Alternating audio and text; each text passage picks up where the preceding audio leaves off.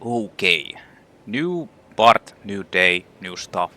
I actually changed my build a little bit before heading in. I kind of want to test out the Erdsteel dagger.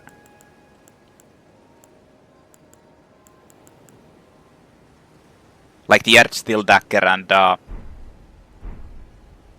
this thing. The Black Flame Blade. Like the percentual damage thing. I'm not sure if it's actually good, but I just want to test it out. I don't think I need this. Yeah, I don't. One thing I noticed is that I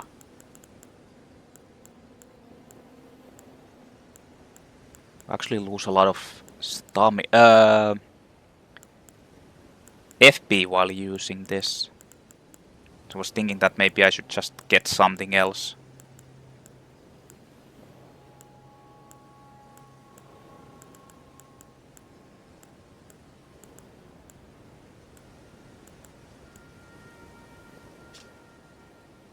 Raises potency of incantations, but that doesn't really do anything.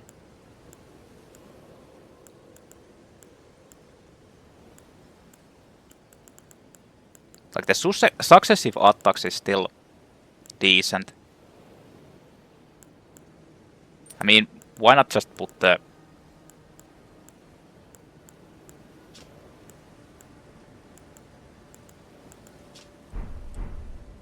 charge attacks? Anyways, in any case, I'm going to try this out. I'm going to test it a bit to see how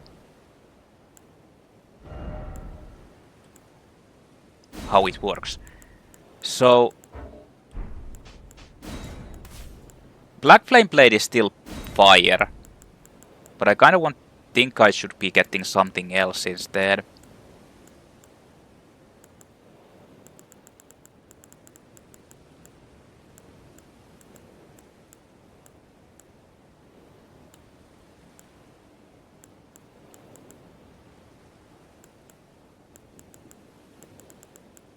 I just don't know what.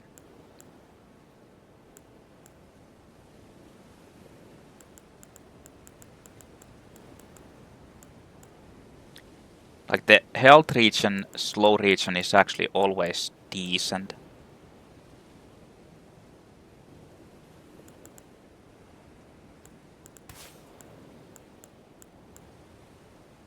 I mean, do I need the fire attacks? I don't think so. Yeah. Let's just get the basic. So the reason I want to test this out is because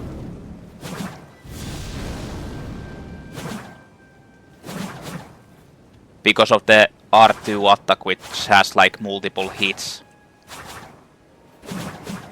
with this dagger.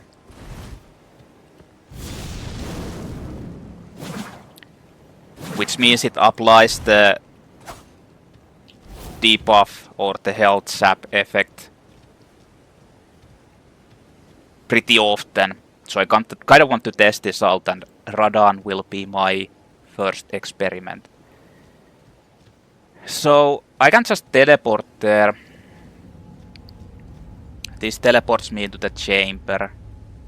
I'm gonna explore the Redmane Castle because it's basically locked out now until you do this part of the quest line. Redmane Castle. Like basically everywhere is locked. There's really no enemies here either. So you can't even explore this fully.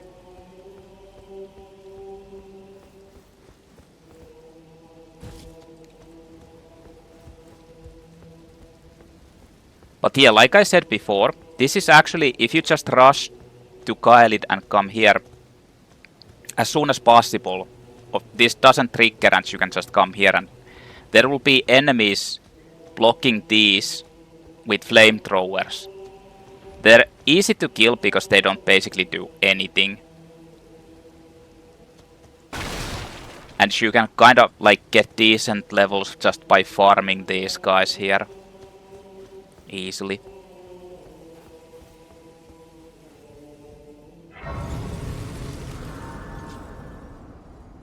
let's go. Radahn. The festival of whatever. Everybody is here. Every random dude. Getting like some lag spikes at the moment, I don't know why. Here we have someone. Polite bow.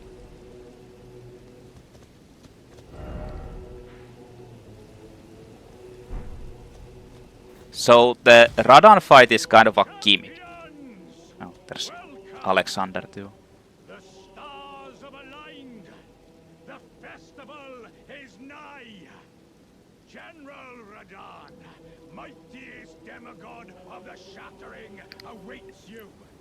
Champions, prepare for battle. Defeat the general, claim glory, and grab that great rune. A celebration of war.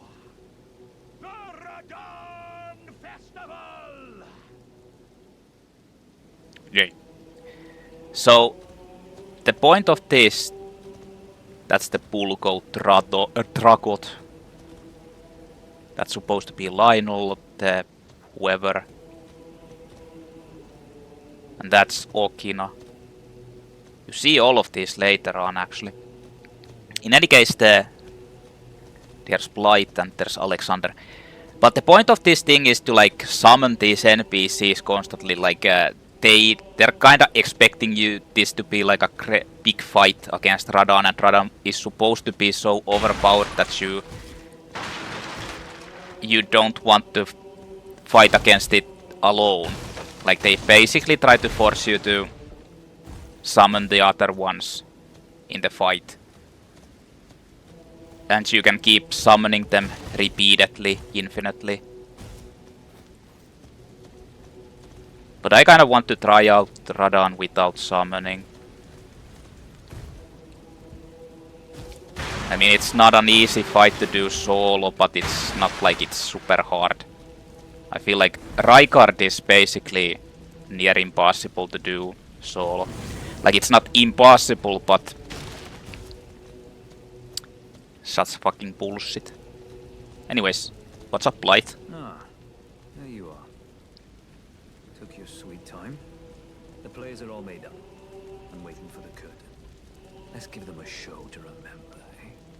Just don't you go dying on me. For Ranni's sake, too. Can't promise anything, man. Once more into the fray together, eh? This might even be fun. Once more into the... So you can summon a lot of different NPCs in the battle arena. And they do different things. Like there's more than these guys. You can actually summon patches randomly, and then there's, I think, someone else also. I think one of the... Like you can get a unique gesture there by summoning someone, but I can't remember who. I think it might be this guy, if you can find the summon sign. I'm not sure if I really care about it that much, but anyway, you can get like a unique gesture, something. So here's Alexander. Ah, you came. How delightful. Indeed, I thought I might find you here. By the by, do you know for whom this festival is being held? Well, it is none other than General Radahn himself. To think, I could face a great champion of the Shattering, a demigod in the flesh.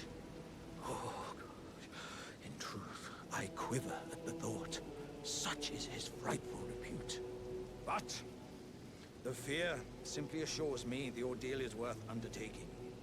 Be sure to get a good vantage, my friend. I, Iron Fist Alexander, do hereby vow to unflinchingly brave this ordeal. Be sure to get a good vantage, my friend. I, Iron Fist Alexander, do hereby vow to unflinchingly brave this ordeal. Be sure to get...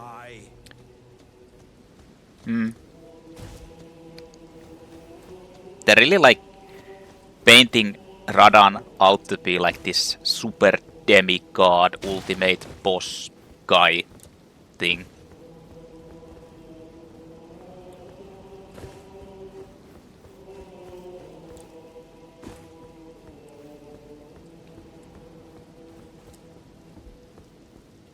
Probably the reason why they made him be like what he is in the DLC.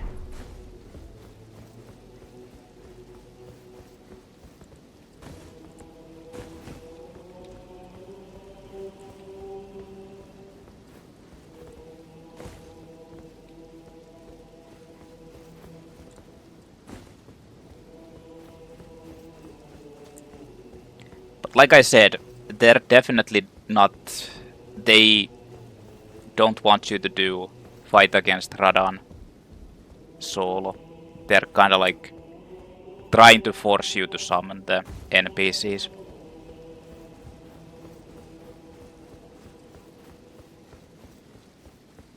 You can, but it's just really hard. Unless you're way over leveled. Are you good and prepared, young chum? The festival begins. Ready as I'll ever be. Before we begin, allow me to paint you the full picture.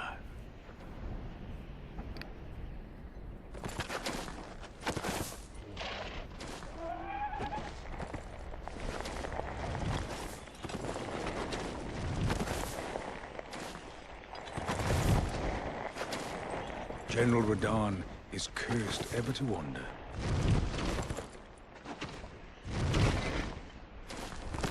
Eaten from the inside by Melania's scarlet rot, his wits are long gone.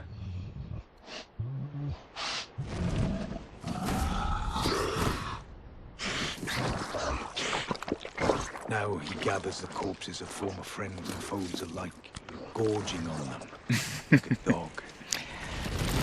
Alrighty then.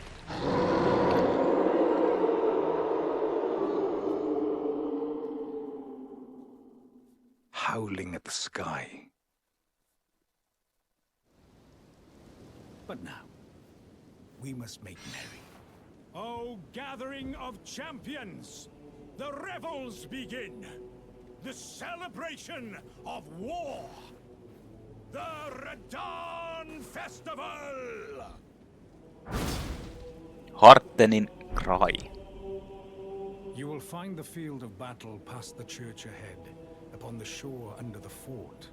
General Radahn is there, even now, divested of his wits, devouring corpses, and howling at the sky. This guy looks like Gale, the slave knight.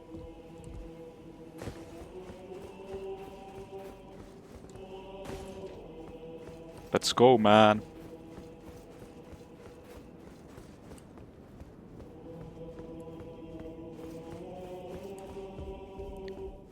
Oh, Smithing Stone 6.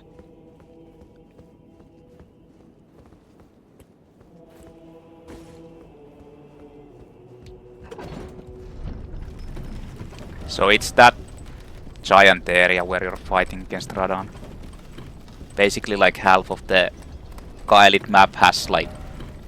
It's just the arena of fighting against Radahn. Nothing really else there.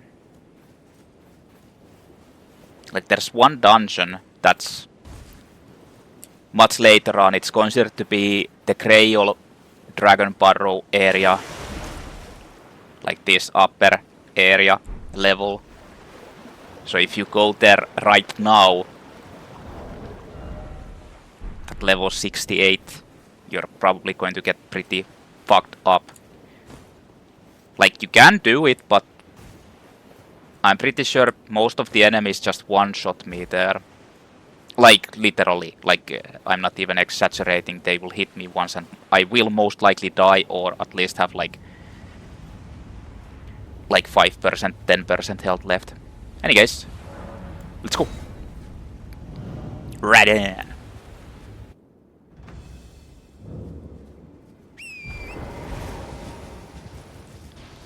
So these are the summon signs here. That you can like use to summon the...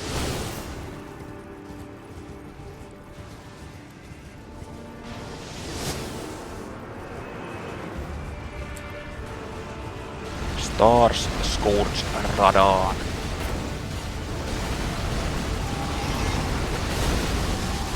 Oh shit, this shit still hit me.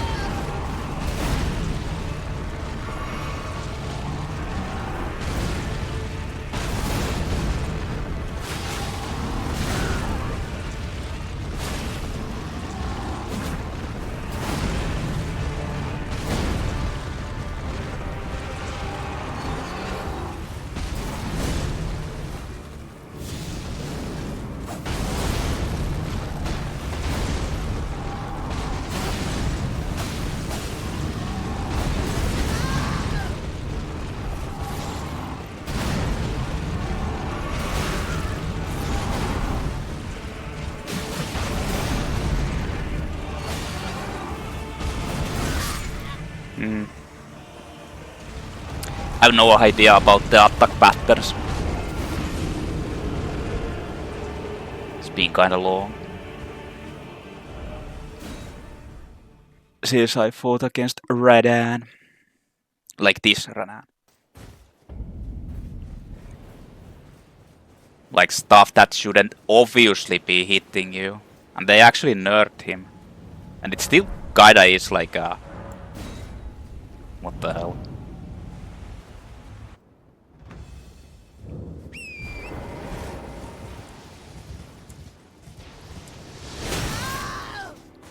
Okay.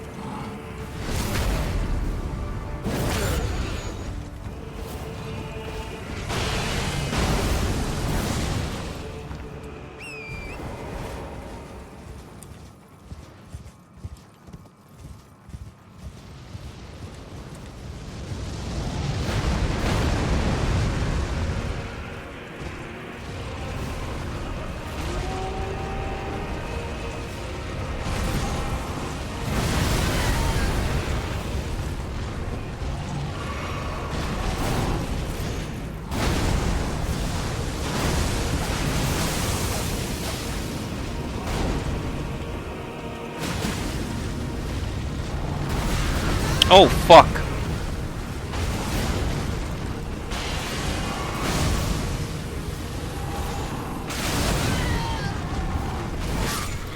Ah, I tried to roll those.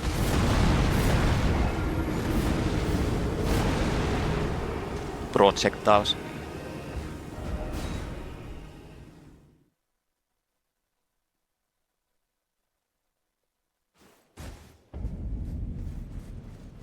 The promised consort song playing.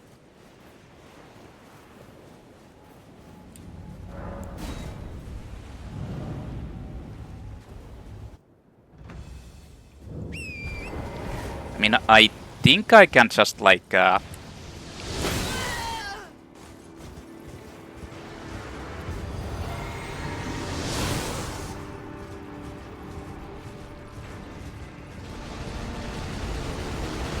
apply the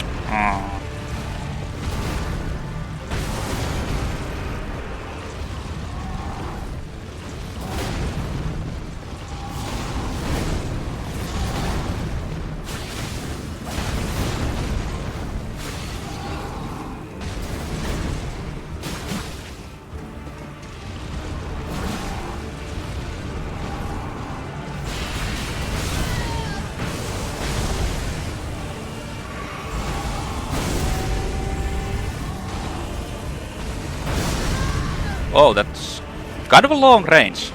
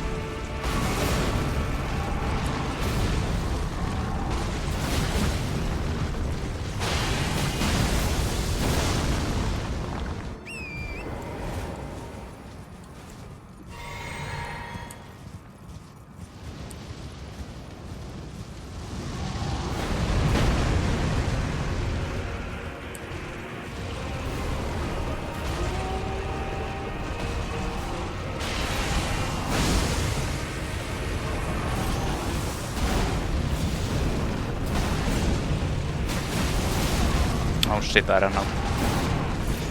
Stamina.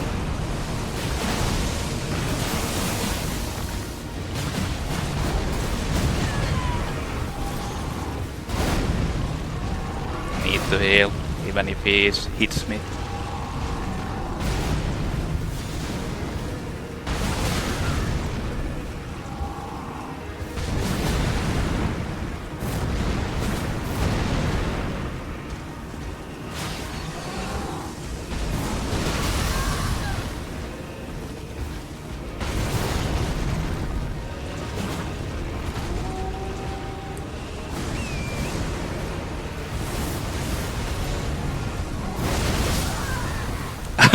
I was kinda expecting him to fly past me, because he was already jumping when I got out.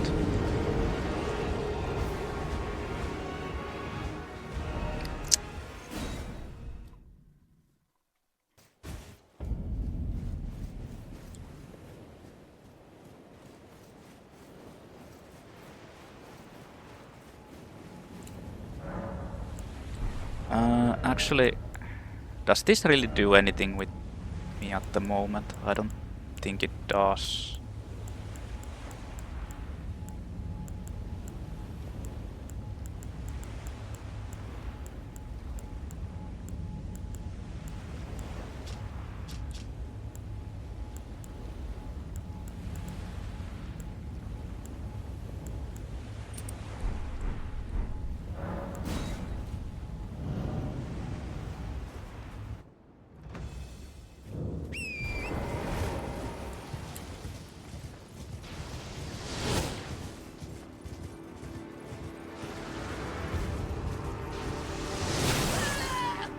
Messed that up.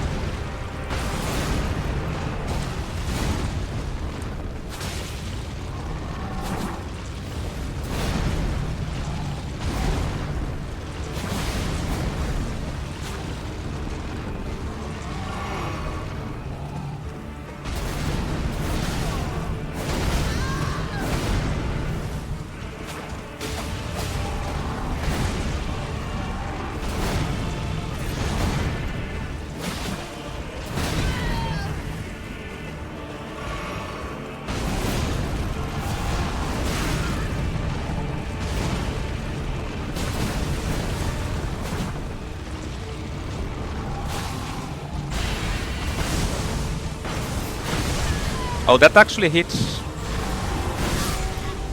like that too. Huh.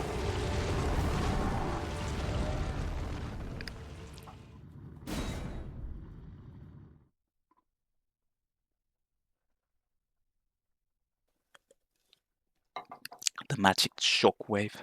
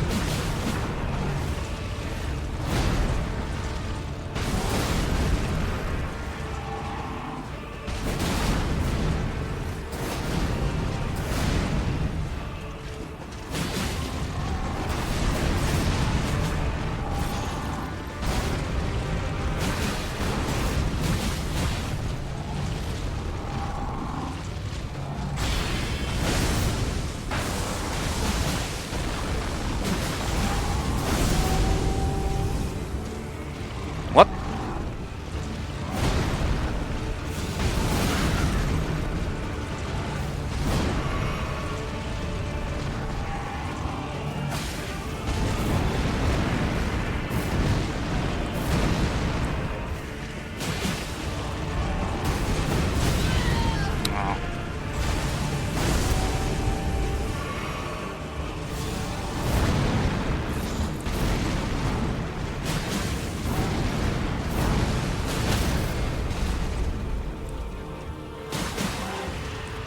Oh.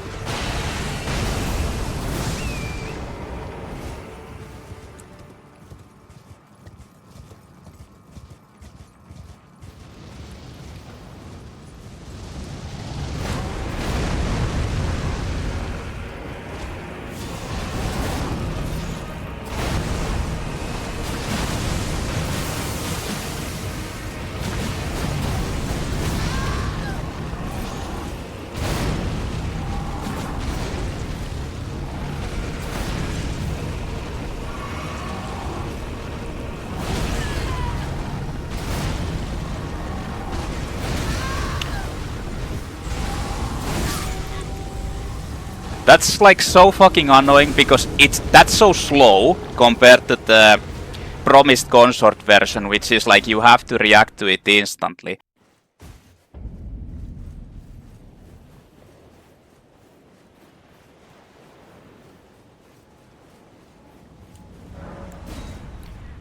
The salty run back.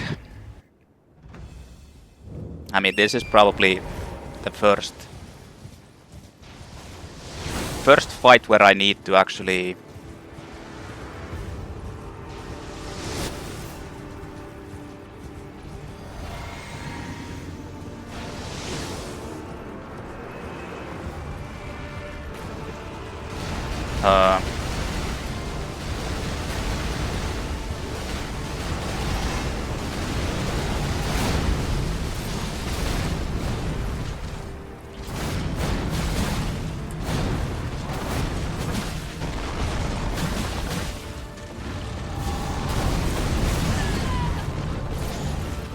edit.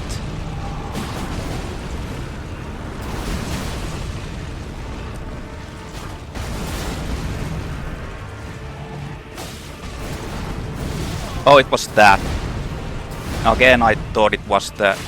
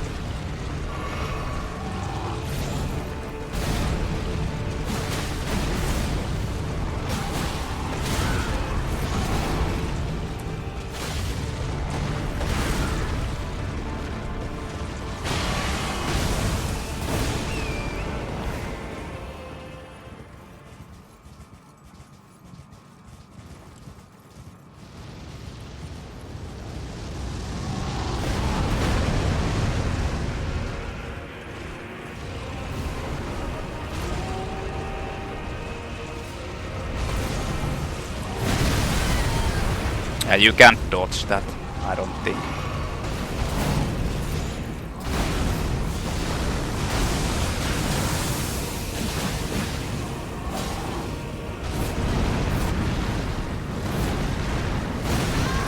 What the fuck, how did I miss that time that now?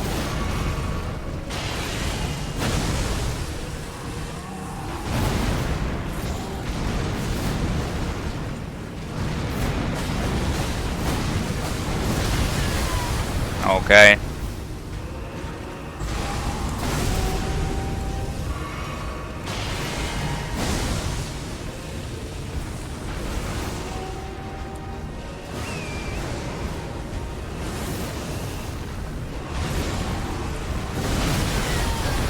Yeah, you can't dodge that anymore.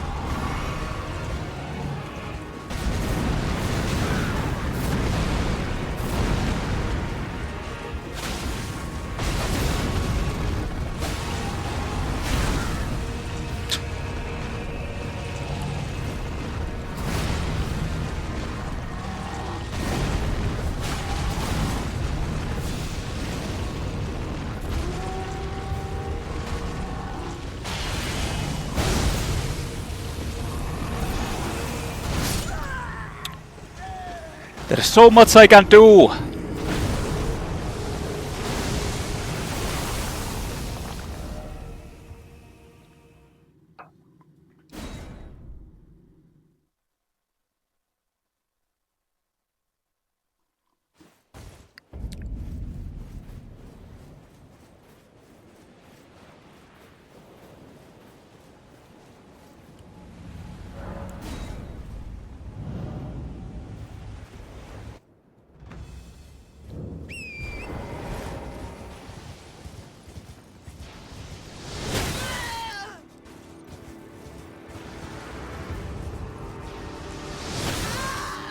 Okay then.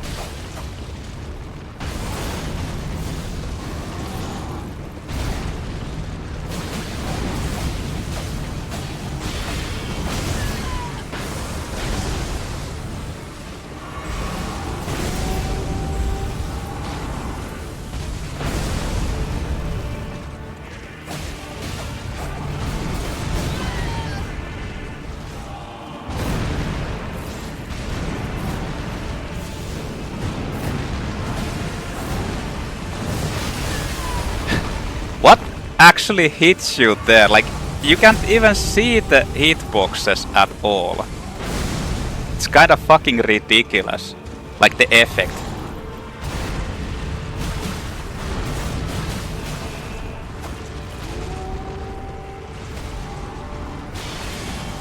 Oh, it does that.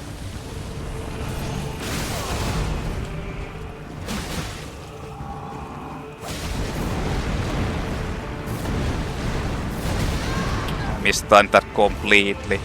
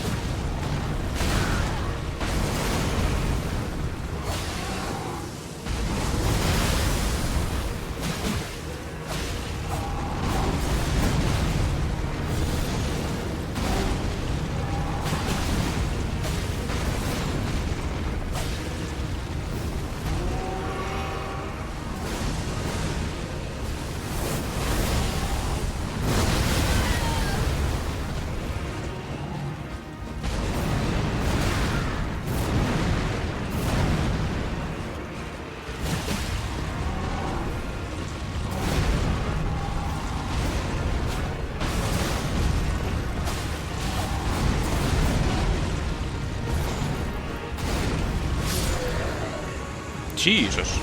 I have to actually fight against this guy. Oh my god. Too hard. Radahn's a great rune. And 70,000 experience, like runes. And remembrance of the Starscourge.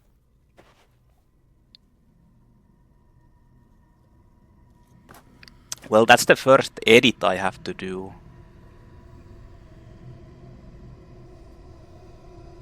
Because I'm already almost recording like for an hour. So I can trim out 30 minutes out of this at least.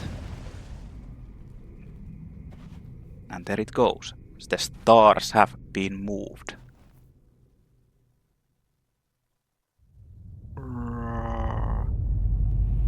But yeah, that's not so bad once you start learning the attacks. But it's just like with every other like harder boss, you just need to learn the attacks. A red mark was made on the map, so stars have been moving. And it falls here. Starfall Crater.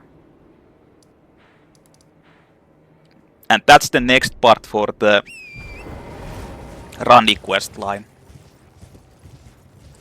Which leads you to Nokron.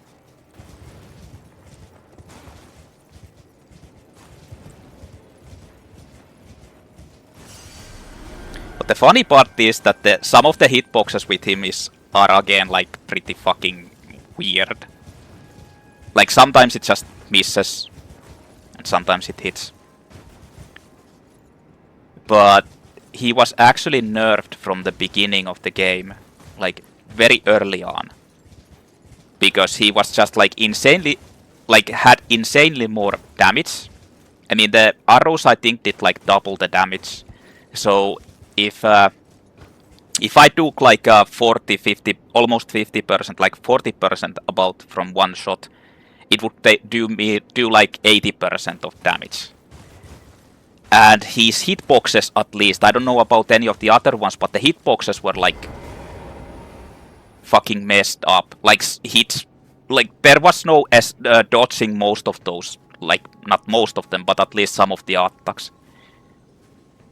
Like I never had the chance to actually fight against him when he was like the pre-nerf.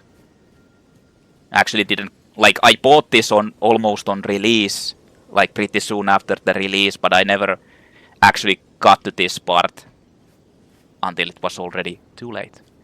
So Blaidd. Ah, good. I was waiting for you. Oh, what a sick way to fight, eh? The glory of the clash is shared. By Radahn. And you. Yeah, I'd say. Did you see that afterwards? A falling star right before our eyes.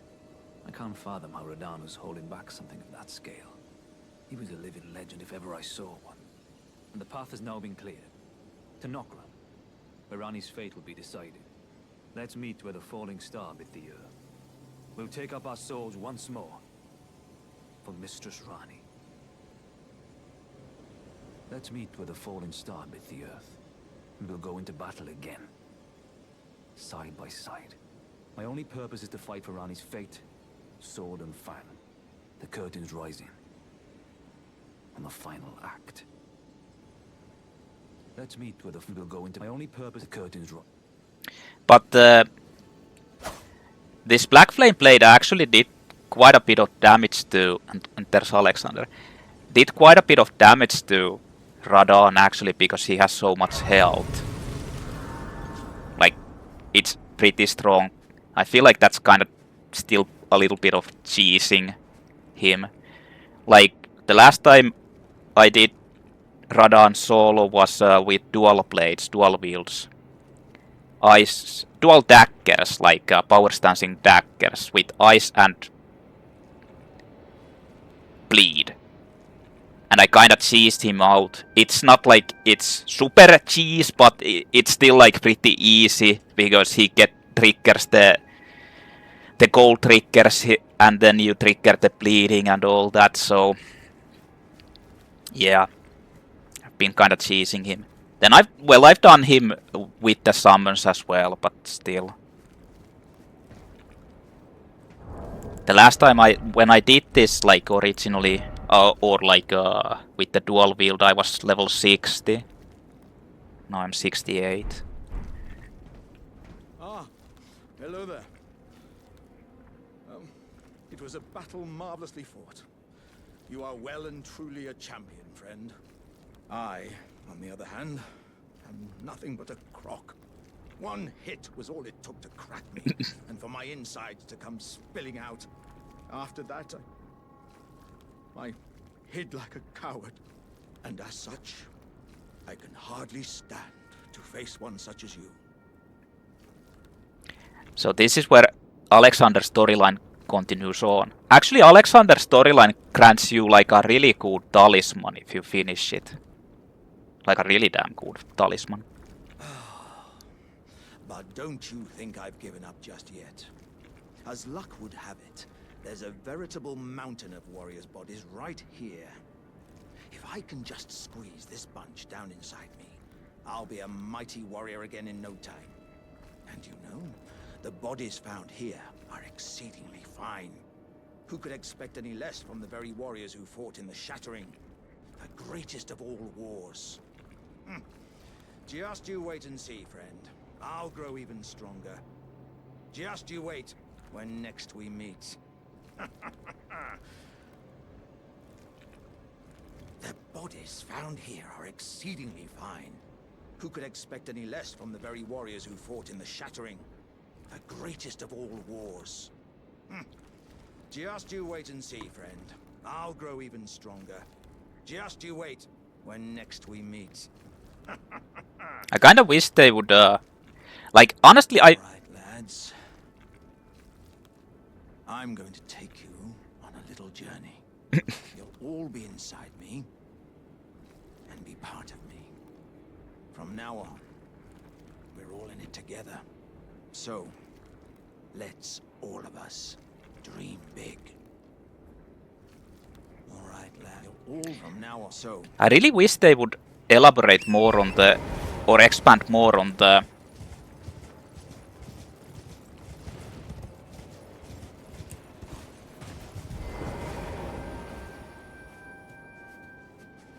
like the Shattering and all those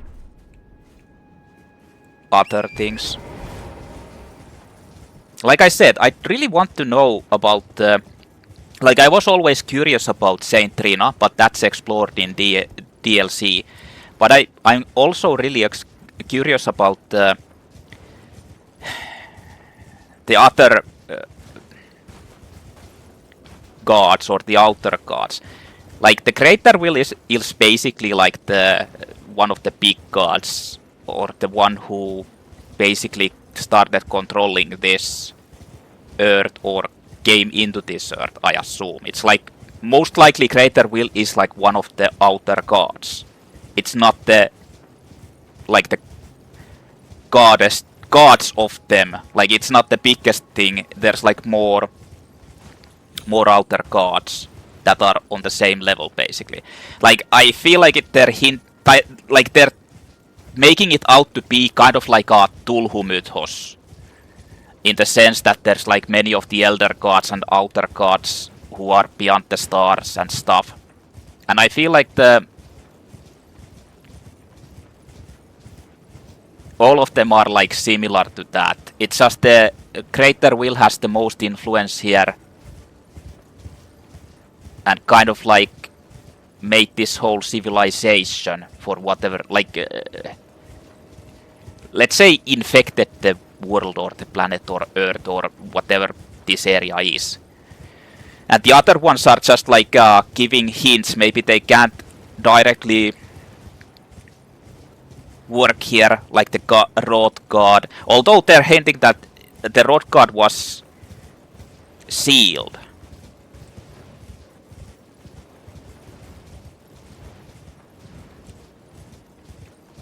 Which makes me think that maybe it was here, but someone actually, like the humankind, tarnished kind, whatever kind, actually was able to win against the Road God, the blind swordsman. The fairy might be a symbol, or like a... Like it might like it's a fairy tale or a folk tale, and the fairy is actually like one of the outer gods that helped Tarnished to actually overcome and destroy the Road God, another god. Then there's the Formless... Is it Formless Mother? The blood... The goddess of blood, basically, like, who commands the blood fiends, or is with the blood fiends and the Morg and all that. Like, the thing is, they never... Oh yeah, here's the catacomb that this is actually pointing to. But this is super high level. This is like... This is supposed to be Grail Dragon Barrow or Dead Catacombs. Grail Dragon Barrow level, suggested level, so it's way over 100.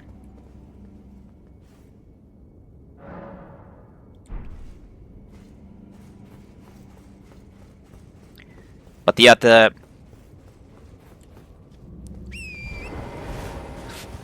I'm not sure if it's Formless Mother, but the Blood Goddess who basically Morg and all those worship. Well, I'm not even like not. I don't know if Morg actually worships the Blood Goddess, but he draws the power from that with the attacks at least. Like the Bloodflame Blade and some of them is the hints are there that he basically channels its powers from the other realm and pulls the blood flame from there or some shit like that. I mean, he says the Morgwyn dynasty will come or something like that also, which makes me think that maybe Morgwyn is actually the blood goddess. But I kinda wish that I was actually originally when the DLC came out, I was kinda hoping that you'd get like explanations to those, all of those. You'd actually either be able to meet them with them, fight against them, or there'd be like bigger elaboration about them. The only one they actually outright explained was Saint Trina. Saint Trina is the other, basically the other half of Miquella, or a part of him. If I'm to assume it's like the female version of Miquella, like Miquella is the male version, that's the female version, and it was cast out. Or like shedded out.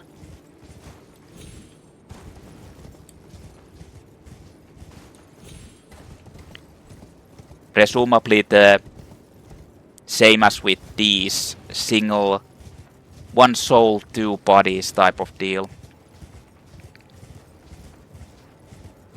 Because Saint Trina dies when you kill Miquella too.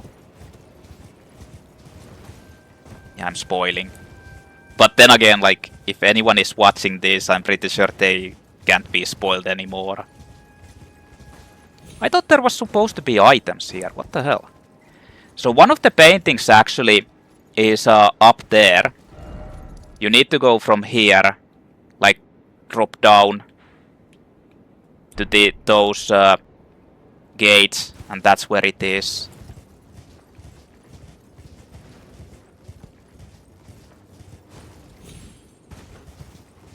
I won't be doing it yet because, like I said, it's like insanely high level. Not to mention there's a golem there that I just can't bother to fight against yet. You're kind of forced to fight against it too.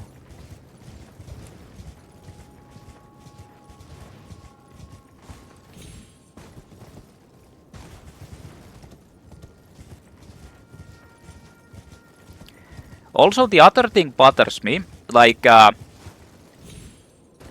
Radahn was fighting against the stars and sealed the stars thing, which in itself might probably be a hint about an elder god trying to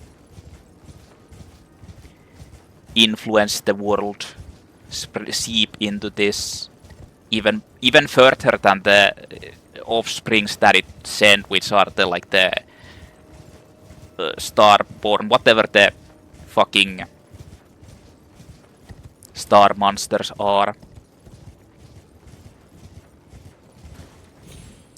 I mean, there's so much hidden lore in this game that you don't really think about or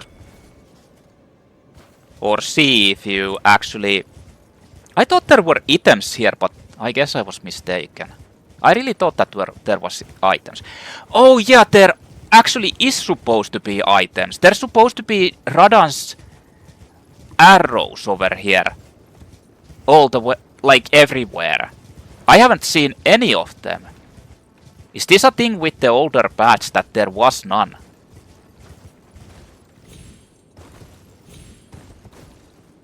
Or have I just completely missed out on them?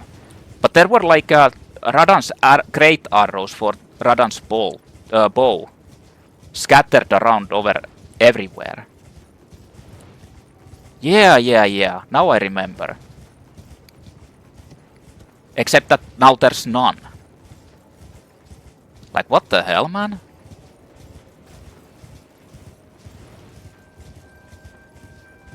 I guess they added those later on, which is... No, there are. Radahn Spear, yeah, there they are. They're just kind of well hidden, yeah. Or, well, not well hidden, but my graphical settings at the moment seem to be like... making it look like you can't see them.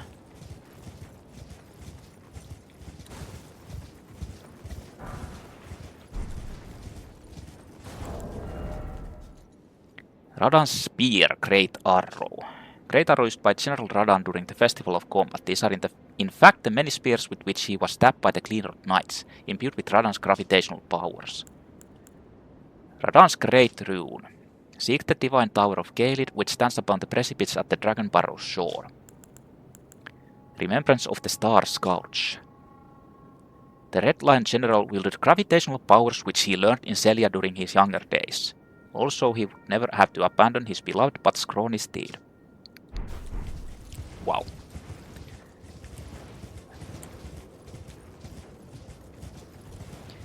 Radahn's weapons were like... so fucking...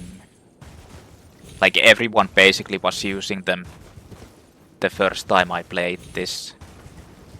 Like, every time you'd see one... like the phantoms or someone running around, he'd be using Radahn's weapons, the swords. So, what the hell, man? Okay, let's go back. I'm gonna talk to Jerren.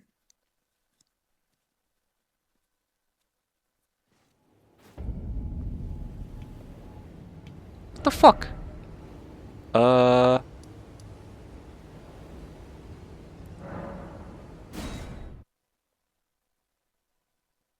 Teleported me here.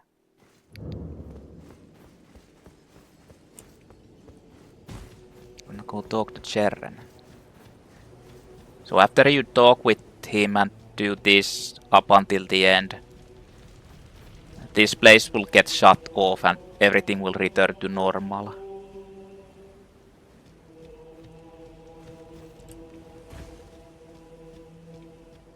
And then there will be an optional boss in this part. And he actually has a questline that ties in with Selen.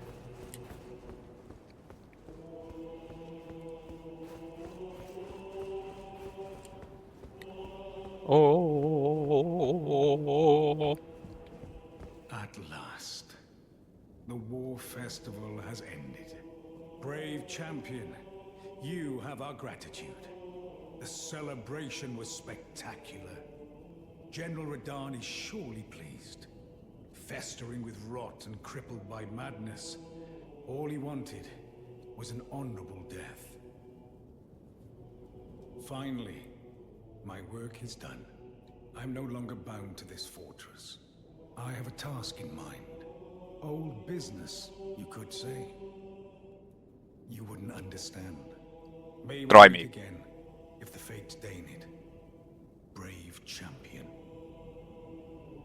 It's time I went on my way. May we meet again, if the fates deign it. Brave champion. It's time may we meet again. So that unlocks his questline, which ties in with Selen.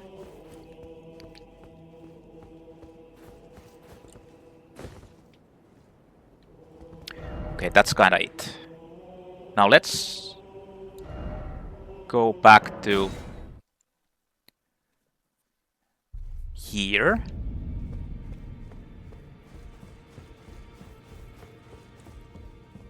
You can actually get Radahn's armor, which is one of the best armors in the game.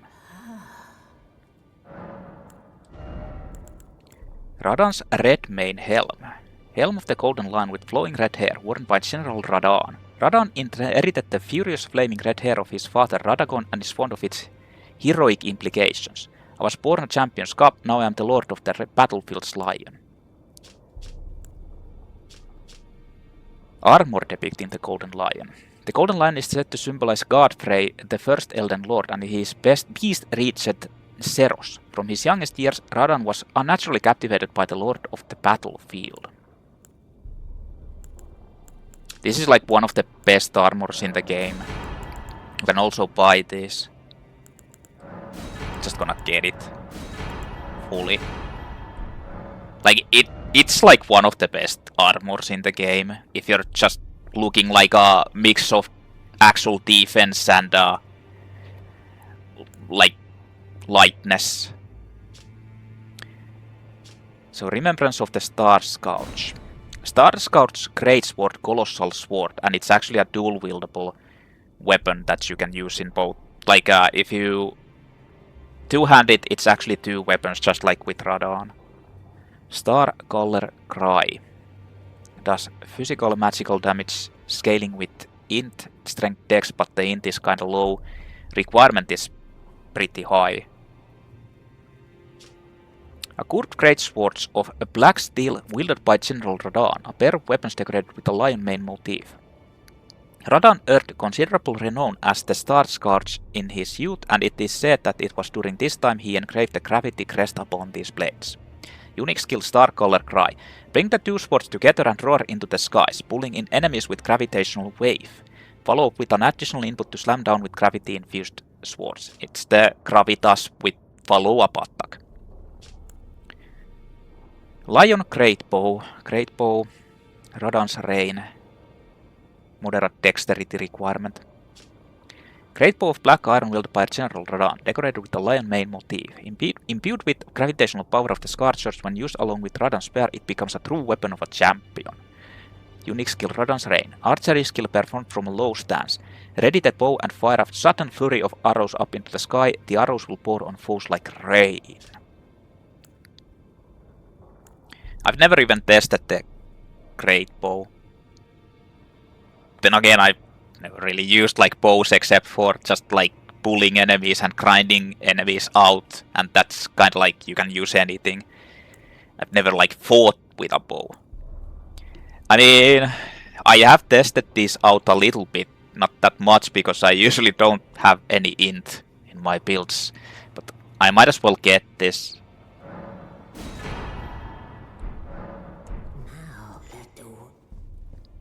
Okay.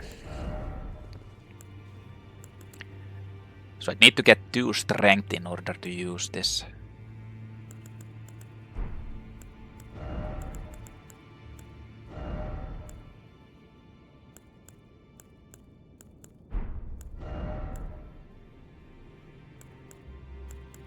Yeah, I guess I can just put on Radahn's Greaves. Except that I probably don't have enough encumbrance to actually do them. I'll only get 1 level, so I can not like I can actually use the Radahn's weapons.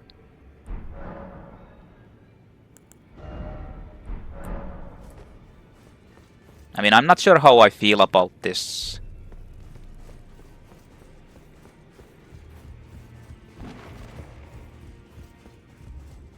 This dagger. You may be out.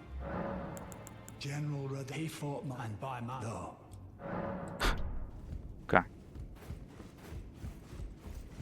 Well, Radahn is Radahn.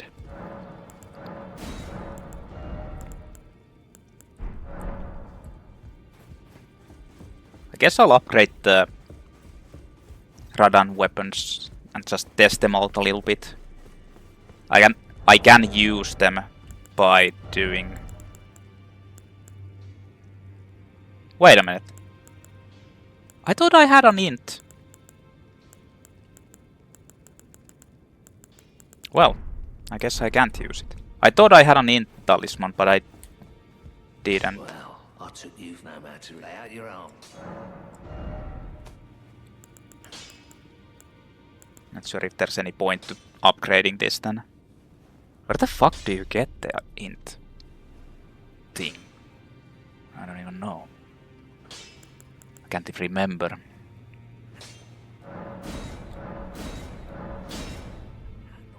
Oh shit, that's expensive. I mean, I can't use it anyway, so there's no point.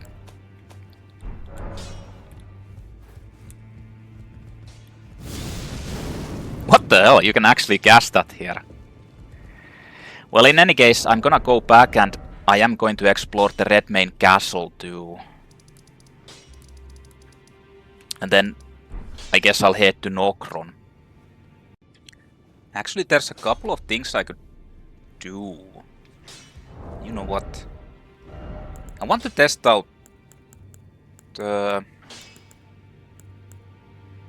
yeah, this thing.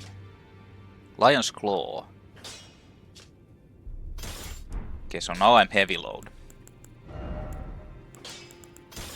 And I need that.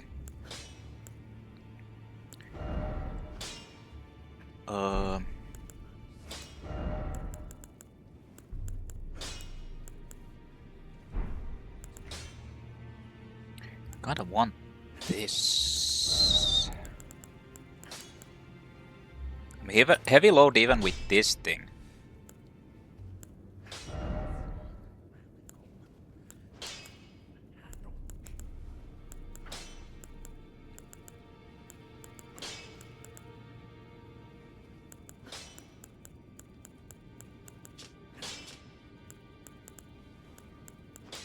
Nah, I don't think.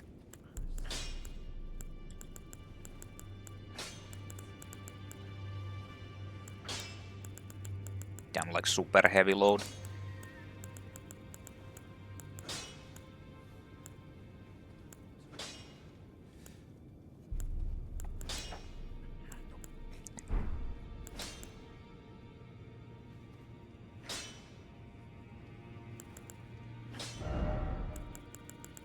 Maybe I should use this. Lowers FP consumed by skills. I mean, I guess, because I kinda want to keep doing that. Okay, I can't even... I can't use Radahn! I actually do it this way. No, I can't. What the...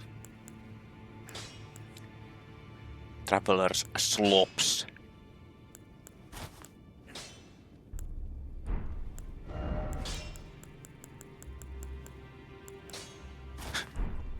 Can't even use that.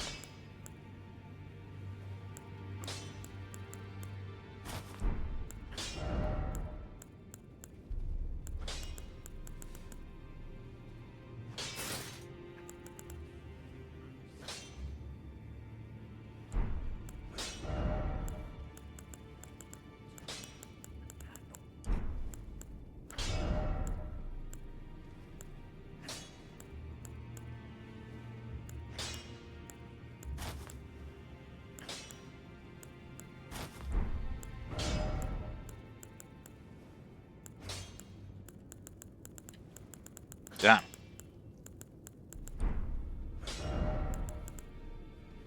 Oh, I can use aristocrat boots. That's good balance. Yay!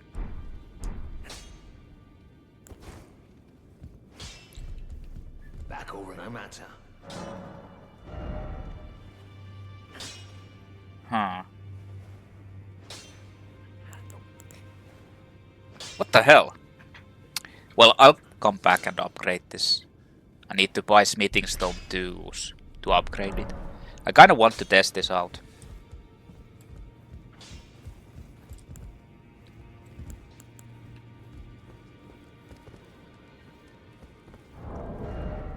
This has heavy, right? Heavy scaling, yeah.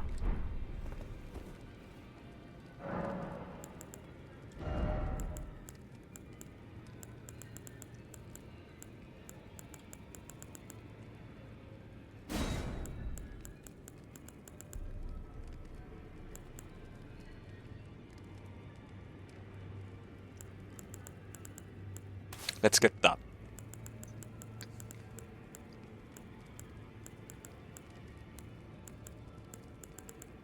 I mean, I don't really need cure poison because I have this.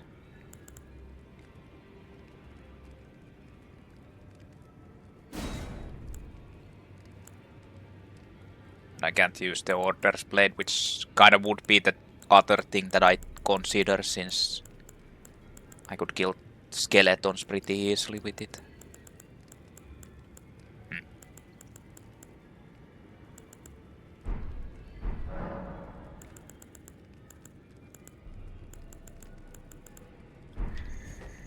Well, okay. Yeah, like I said, there's actually a couple of things I think I can do. I think I can continue on with Seluvis' quest line. But then again, I'm not going to be doing that.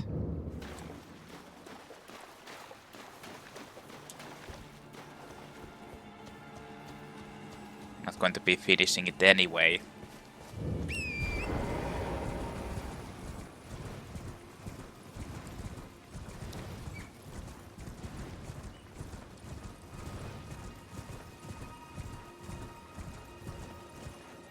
Like, no matter what you do, if you finish Seluvis' quest line, Ranni will vanish. And you can't complete that quest line. And I think everyone else will do. Begging for another I want a new puppet. What's that? You want another puppet? Quite the keen paramour, aren't we? But I'm afraid each and every one is like a child to me. I can hardly just give them away. Oh dear, what's to be done? Why don't you fetch me some starlight shards? If you can manage it, I'll gladly prepare a new puppet for you. The soul of every puppet has its own ambience. You'll soon come to know once you possess a few. And once each's predilections are known to you, the better you will be able to love them. Oh yes, you have much to look forward to further down this road. Obtain a puppet. So I can buy this with Starlight Swords. Why not? You're proving to be quite the puppeteer. I've not had an apprentice for a very long time indeed. Begging for another lesson. About the sea. Perhaps you'd be interested in a little scheme of mine. Not so close, man. Produce the finest of puppets, which I aspire to cherish What with the these fuck? very hands. A ploy to fool even Lady Oh yes, Ranni. kiss me. How does that sound? I'm interested. I knew I had you pegged. You're just like me. Then I'd like you to procure something. A rather unique starlight shard that glistens with amber. With that, my special draft will gleam with nectar sweetness. And even a demigod would be slave to its charms. About Amber Starlight. Procure it for me. The rather unique starlight shard that glistens with amber. With that, my special draft will gleam with nectar sweetness.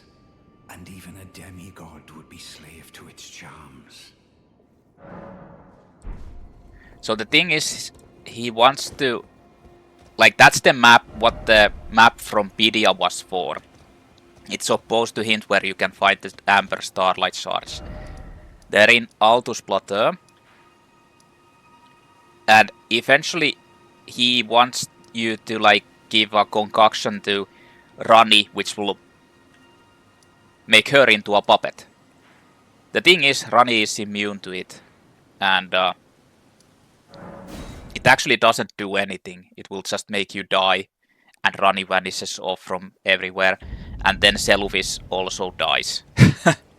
Like he's hunted down.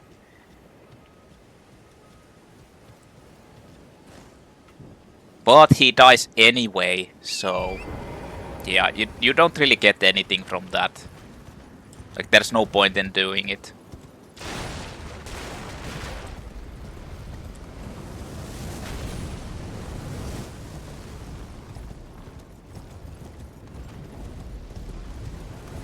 They're trying to snipe me.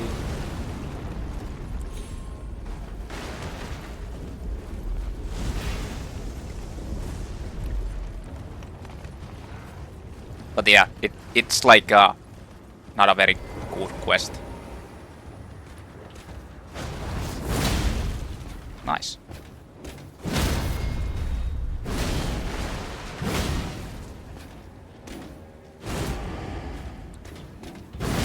What the hell was that?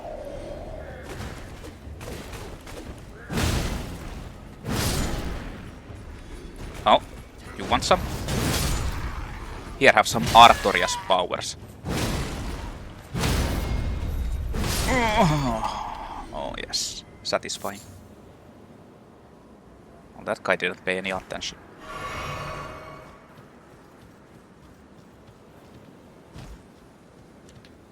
In any case, Seluvis dies no matter what, and you like doing this questline, and you can get his armor set and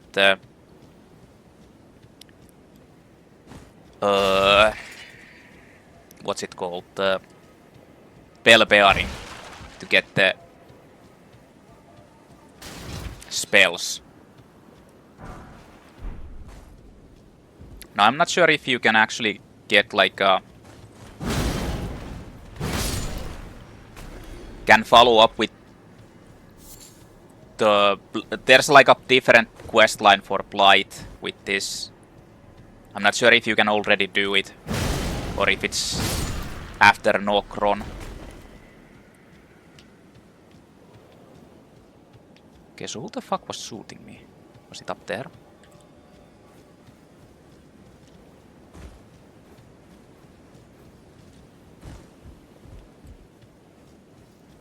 I think it was, but I can't get there from here.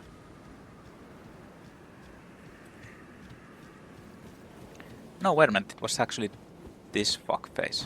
Well, they were shooting at me from there too.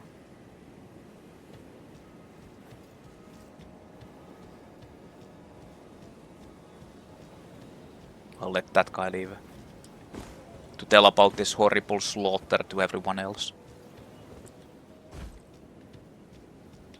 The horrible slaughter when UFONman actually came into town.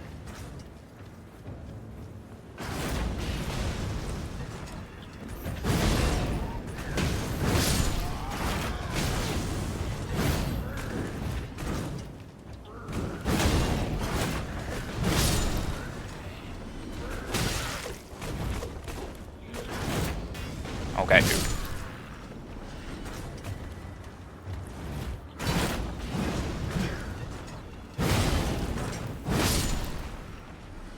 Okay, dude.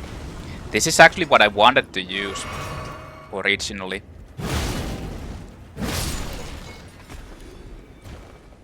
I wanted to upgrade the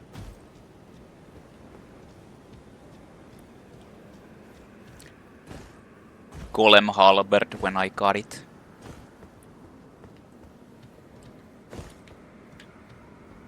So I'm finally doing it.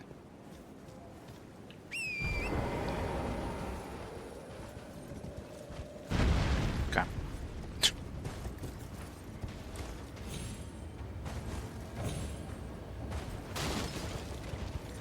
Oh yeah, that guy roars, right? Wait, what's my...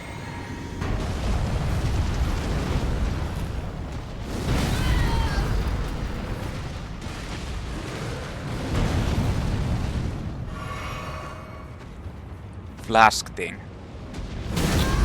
Aww.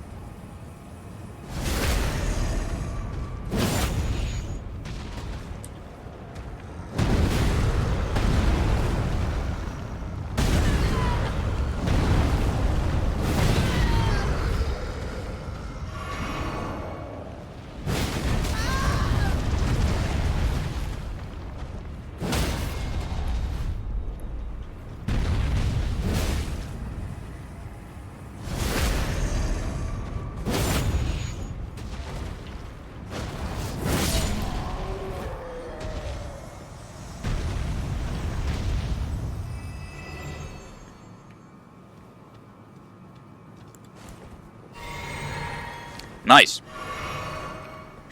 You don't actually regenerate bottles in here at all. Even though you're technically not in the castle yet.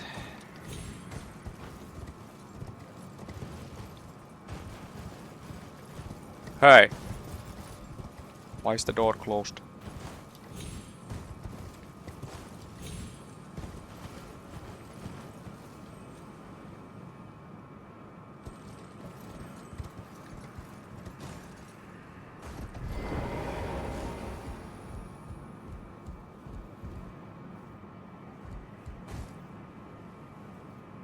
Any dudes hiding in here?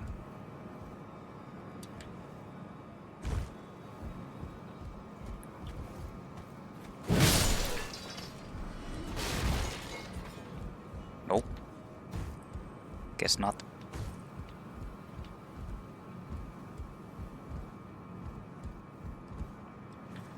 But I saw that item here.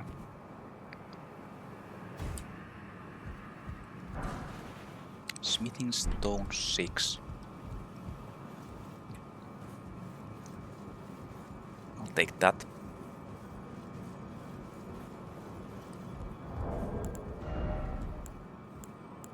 So what is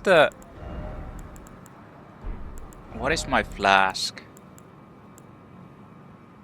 Heal and charge attacks. Oh.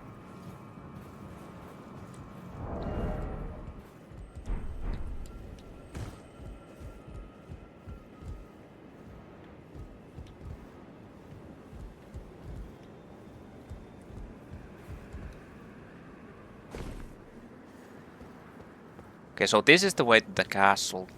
How you can actually get inside if you don't have the teleportations.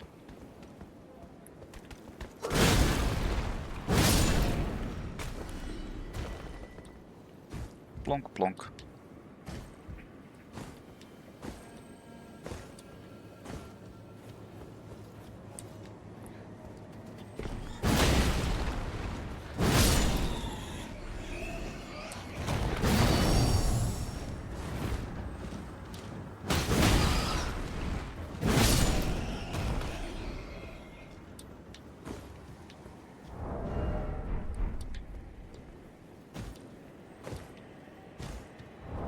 Actually, I think this is kind of pointless.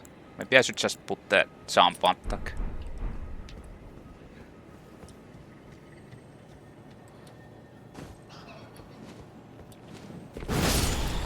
At least I'll kill these guys with one hit now.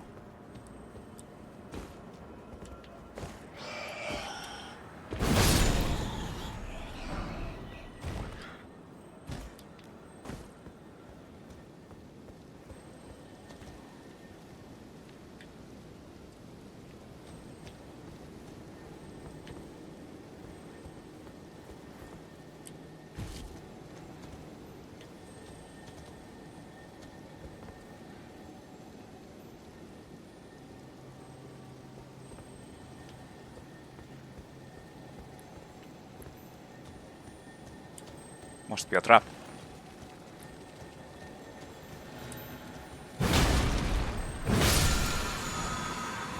As of for Flaming Strike.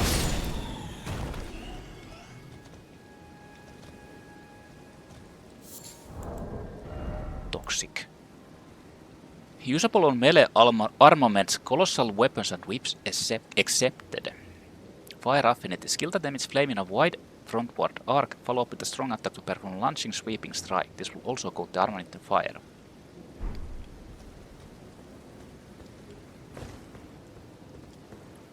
Oh, it's one of those things. Ah, like the big.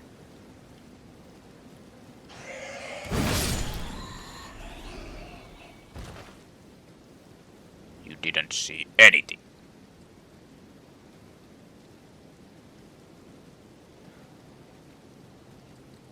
My friend, what happened to you? I guess nothing. I guess it was nothing.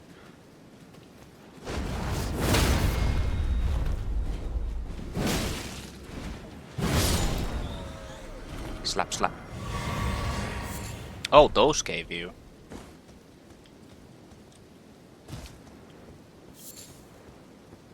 recharges. That's kind of strange.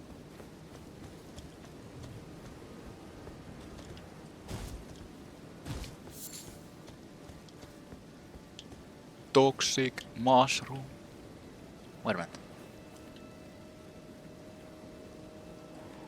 Oh yeah, that leads into the... You can't open that from this side, I guess.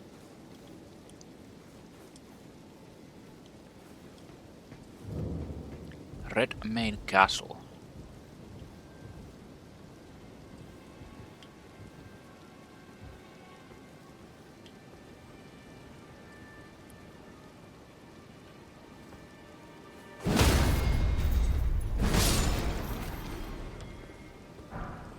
Huh.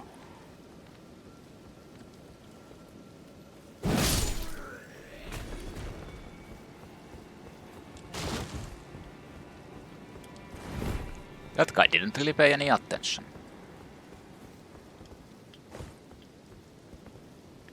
As usual.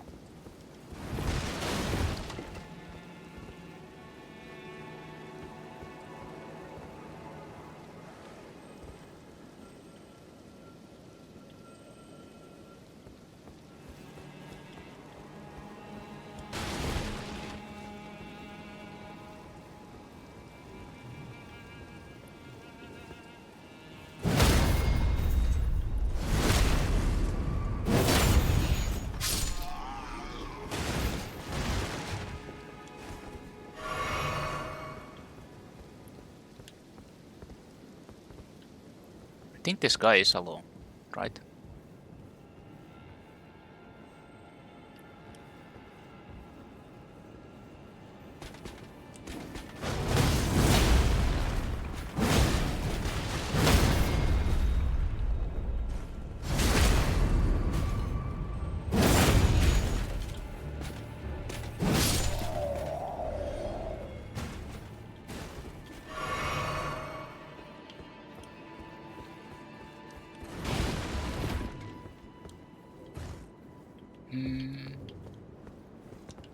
Like there's not much to explore here.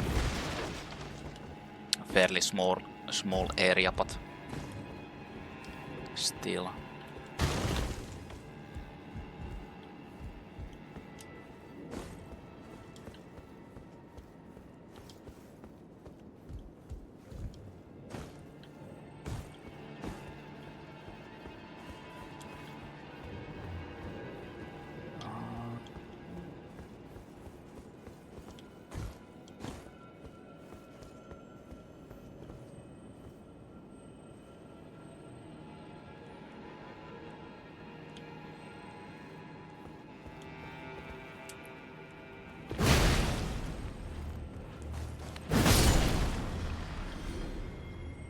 Wow.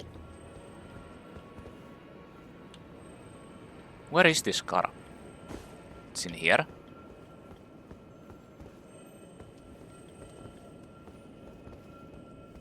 Oh, there's pages there. Or a page.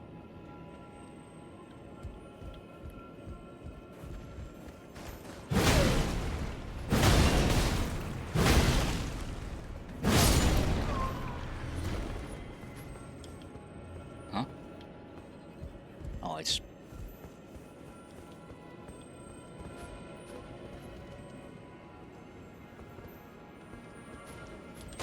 a double lions. Wait, this is just a heal.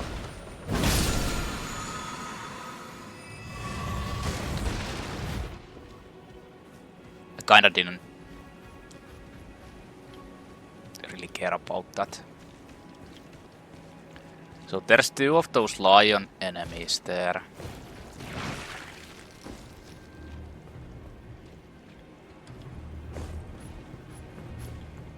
You don't have to fight against them together, but Armor's Cookbook 4. Redmane Firebot. The stronger fire bot.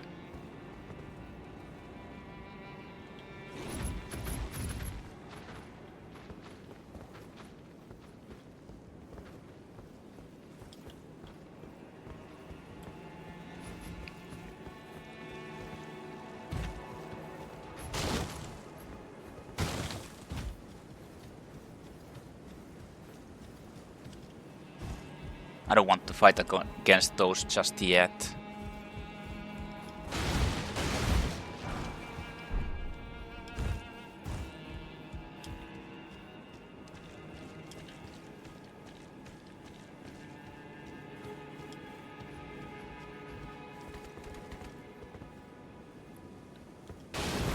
Hi.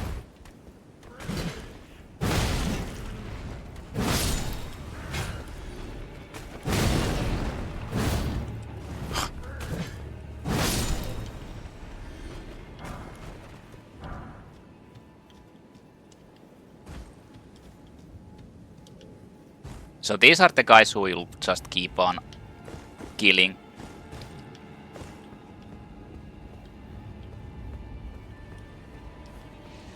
Like these guys.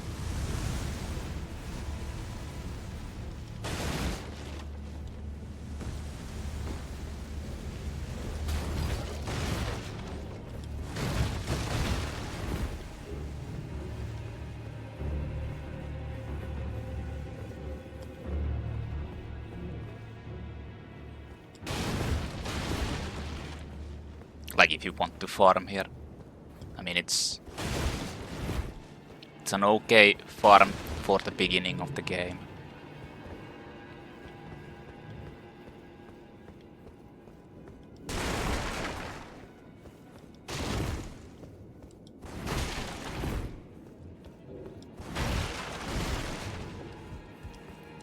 And then when you once you get into the Moog area, then you have like a end game farm place.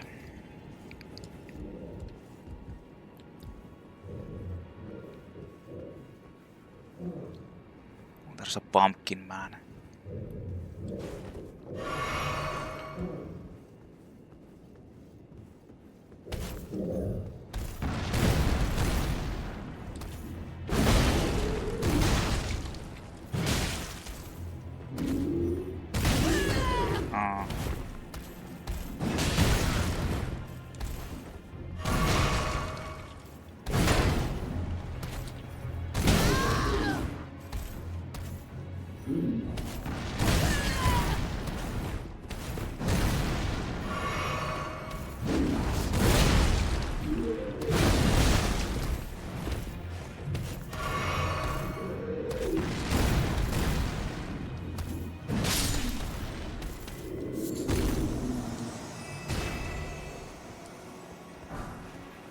Flamberge.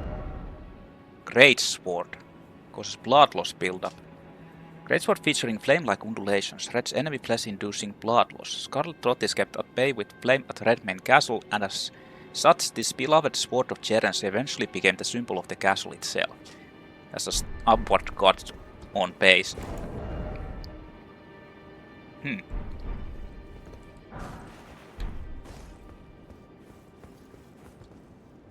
I feel like that might be a decent weapon to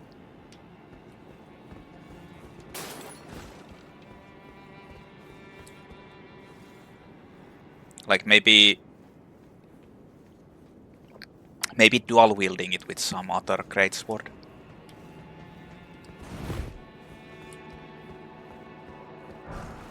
Smithing Stone 5. What actual greatsword do I have?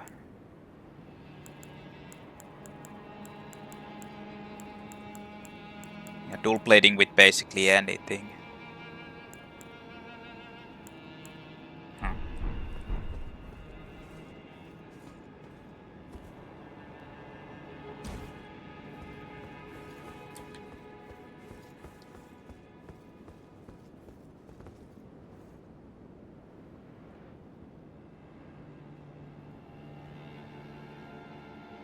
I've been there.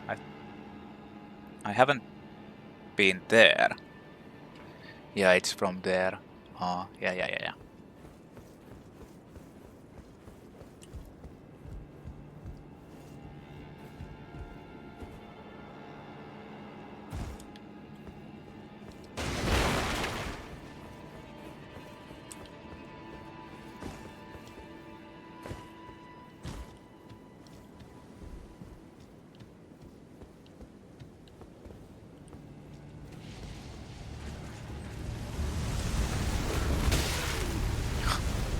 got stuck in that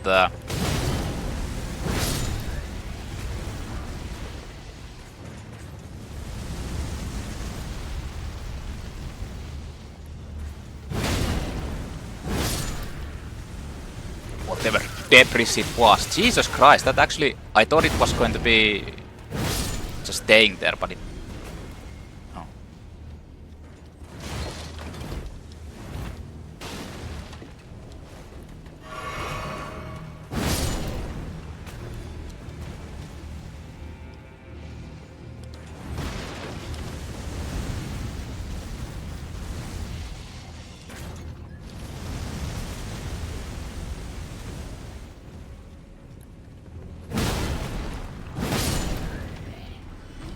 There's an Iron Maiden actually over there.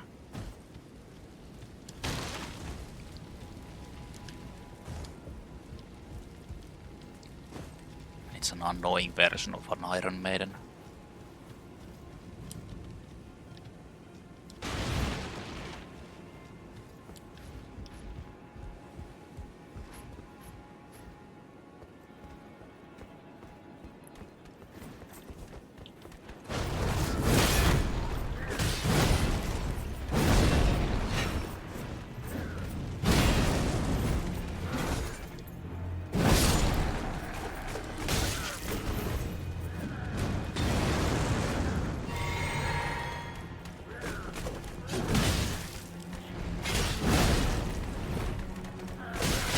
Fucking stop!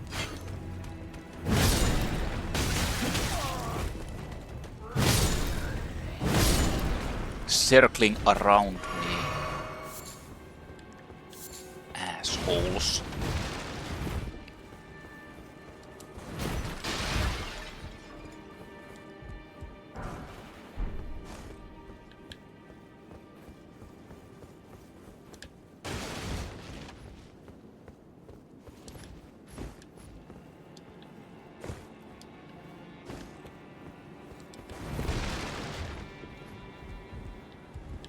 Okay, that's basically most of it.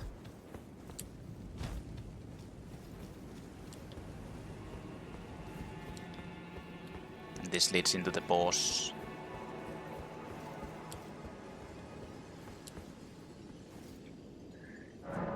So, I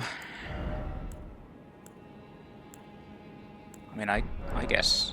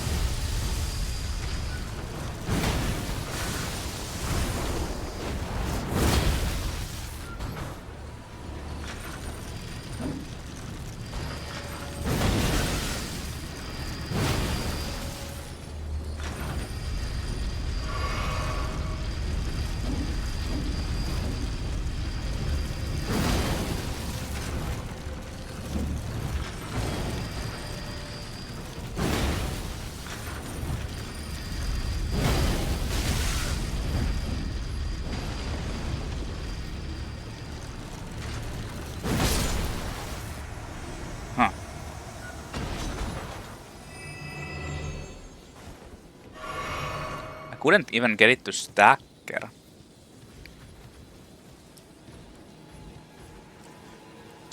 That's amazing. I mean, I'm not sure if they can even stacker when they have a... if they have the... if they're not... if you don't hit them with inside of them, basically. Red Hot Whetblade.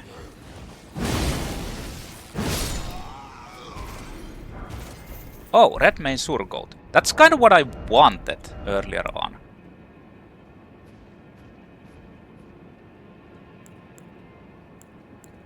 Not as good as magic, but stronger against fire.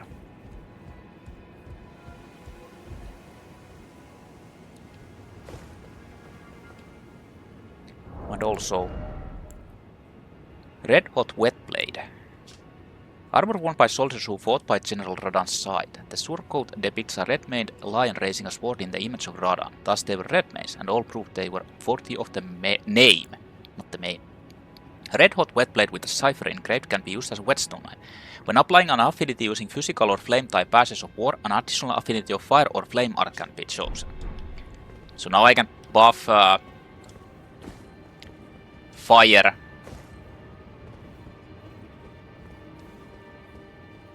Like when I'm doing as a support, I can change them into fire.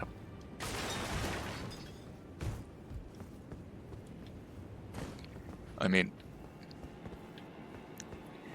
it's not that important, but still.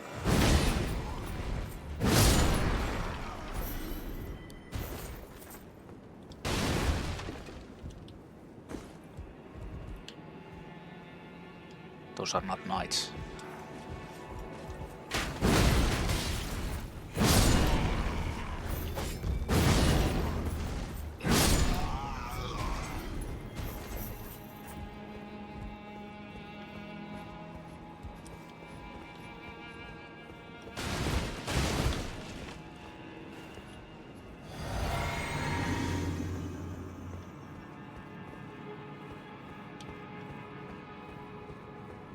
Behind that guy there's a knight.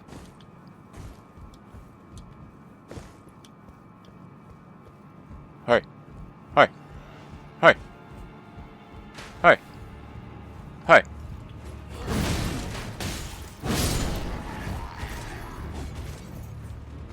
Come here. I got something for you. It's called Redmane. Well, it's actually called Lion's Claw, but still.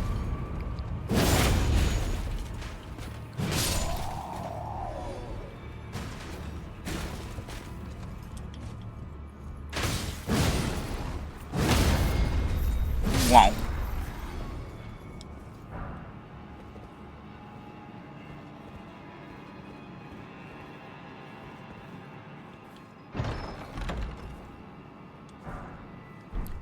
Smithing stone. 6.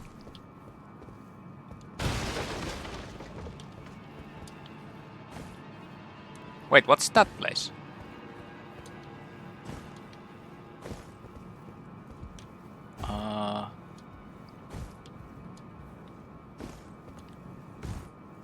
Oh, it's this area.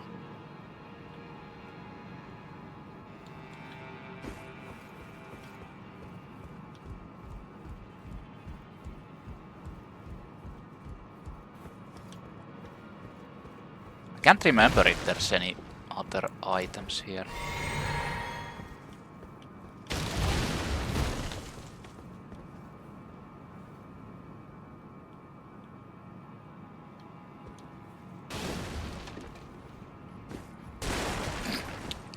Fell.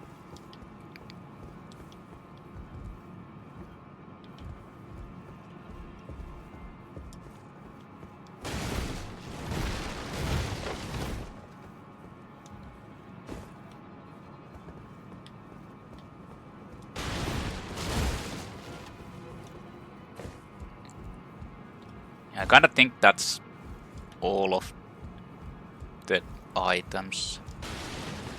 Except maybe here.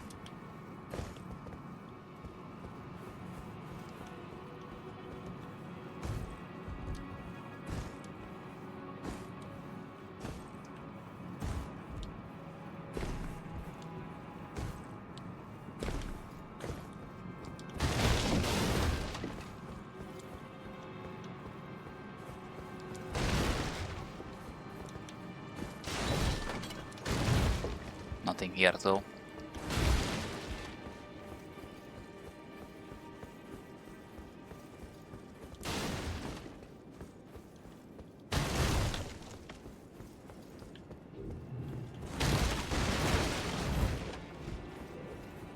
This just takes you back into the...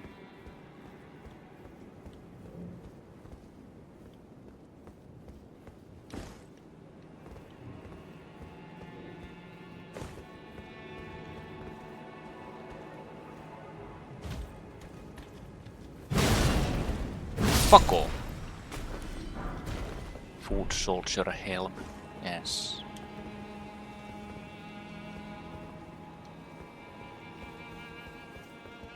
I guess I can refresh here.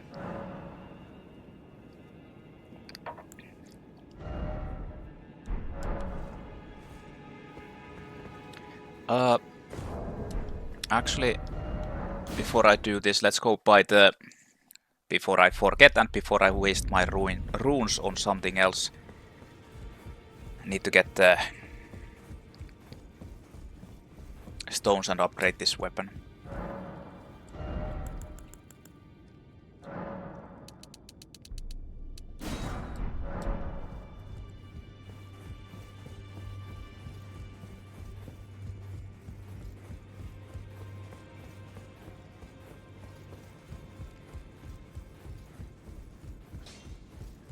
Well, I took you've no man to lay out your own.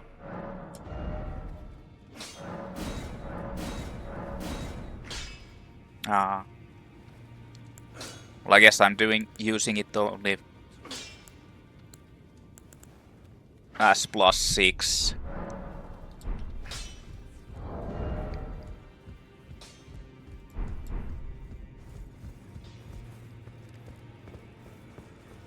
God damn it.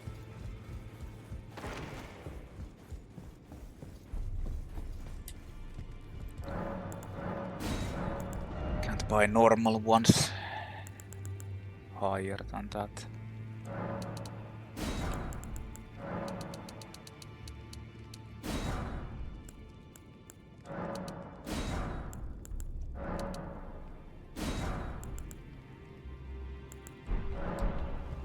Okay, let's go back.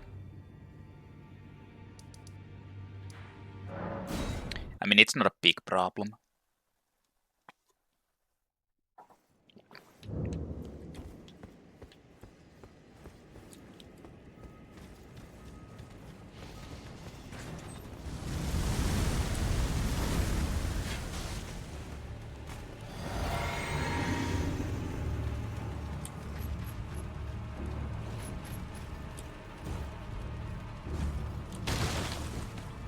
Wait, I thought there was a item here. No?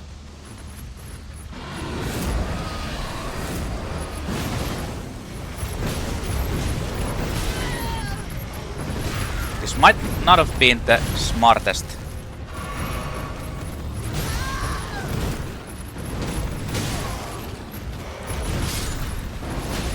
Can they can actually hit each other too.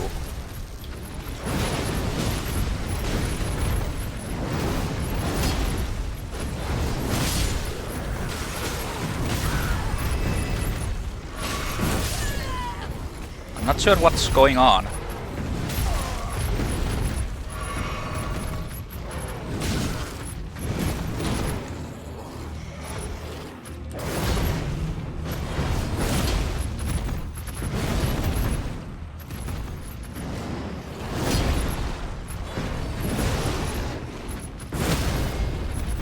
And finishing blow.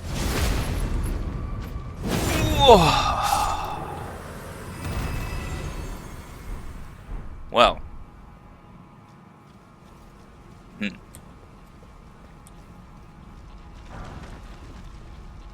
There was a moment of panic and yeah, no, you know.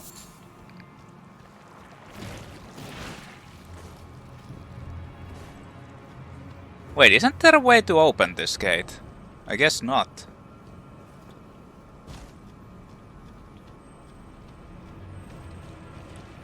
Or did I actually miss it? Was it like up there or something?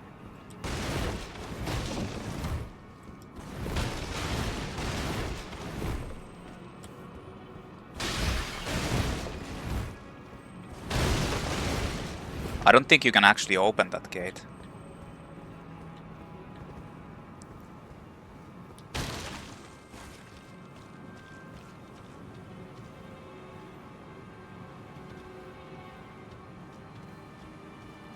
Well, Redmane Castle is clear almost, except for the bosses. And I say bosses because it's actually a dual boss fight.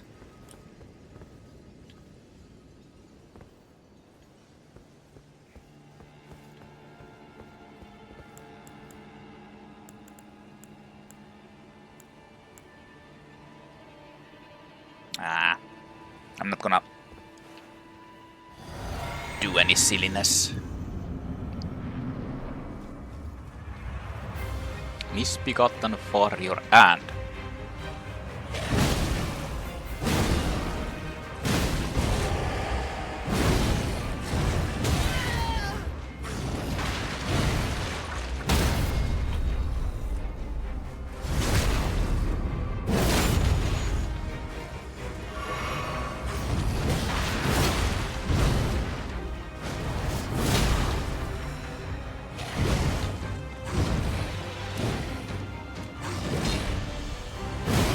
Crucible Knight.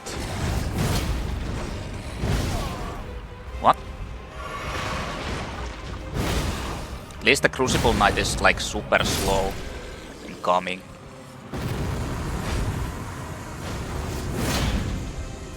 Huh? Oh shit, I forgot this guy is like this. I need to like run all the way back to heal.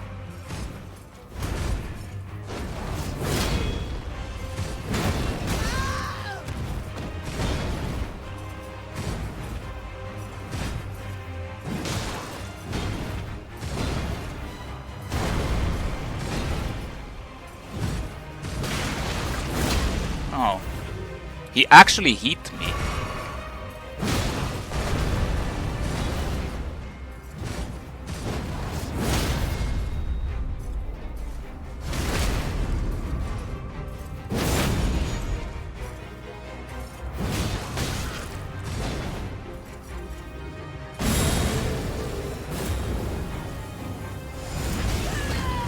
What the fuck? That was so bad. Oh, it has that. Fuck! Was kinda hoping that it didn't have that attack.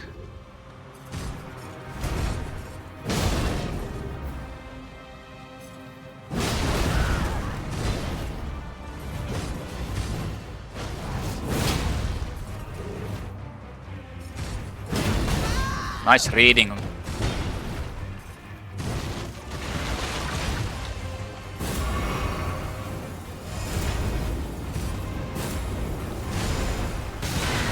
Oh yeah, I forgot there's two hits in that.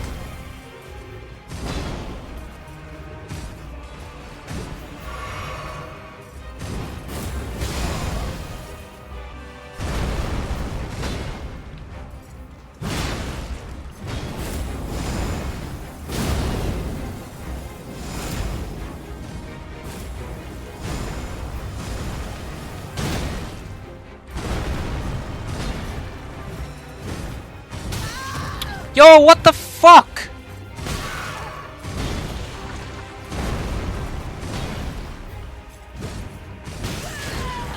Why am I like assessing the range so fucking horribly? Like, it's unbelievable.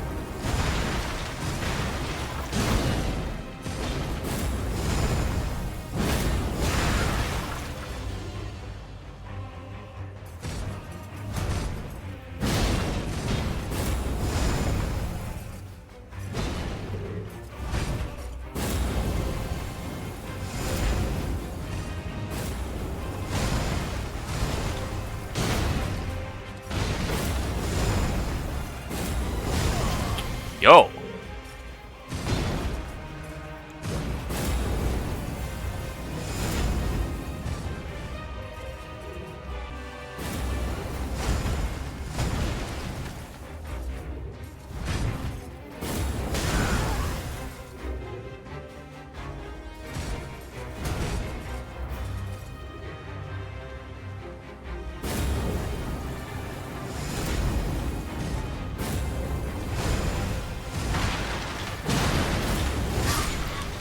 Too early. I'm like assessing the range so horribly. It's kinda insane how fucking horribly I'm assessing the range. Jesus Christ.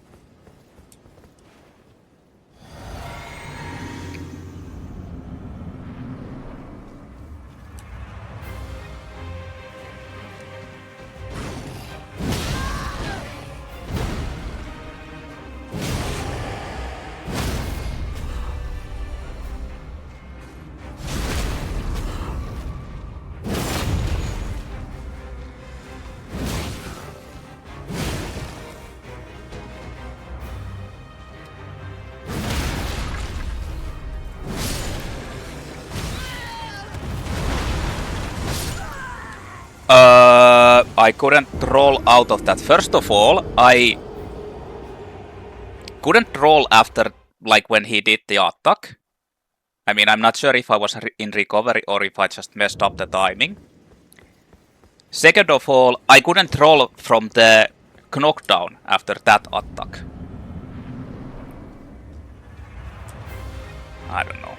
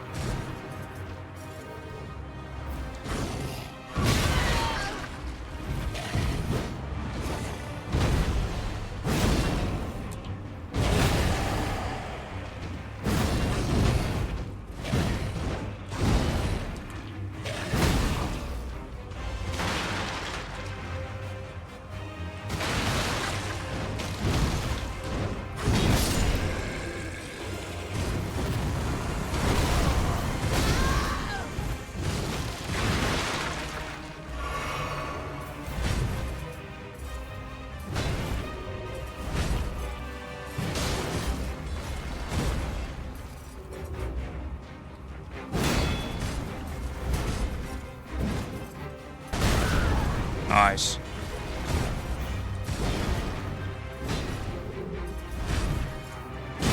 Like, the range of some of these attacks is just bad, even though the weapon is like super long.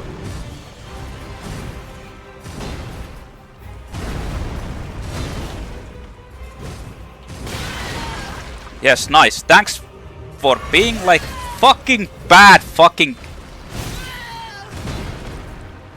arena. Jesus Christ, this is bad. Like, you get...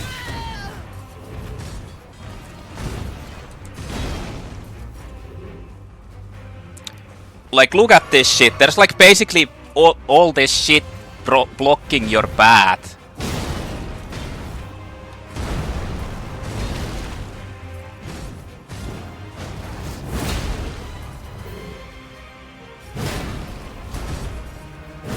Yeah.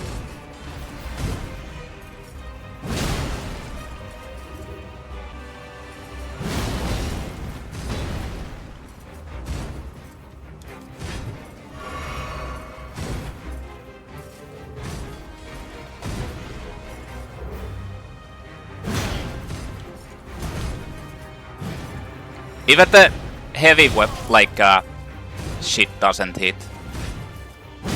Like the heavy attack.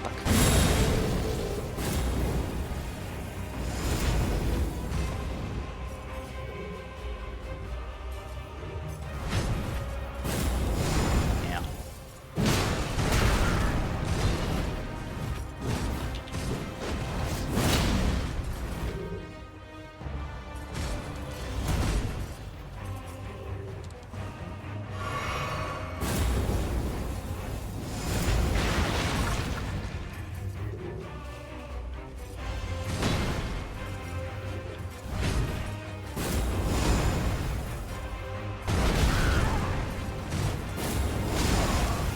I wasn't prepared for that.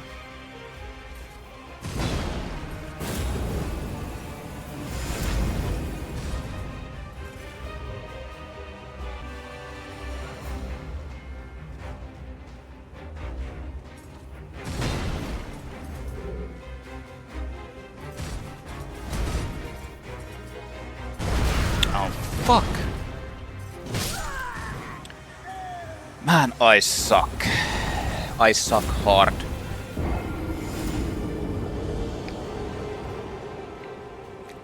I suck so fucking hard.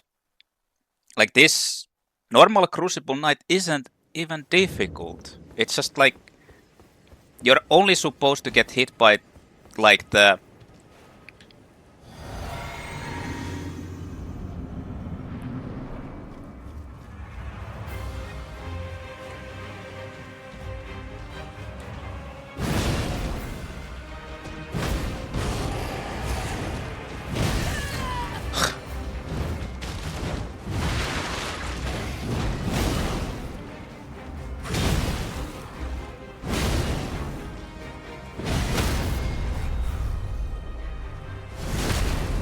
backstab. Yes, backstab. Why? My lock-on went like a...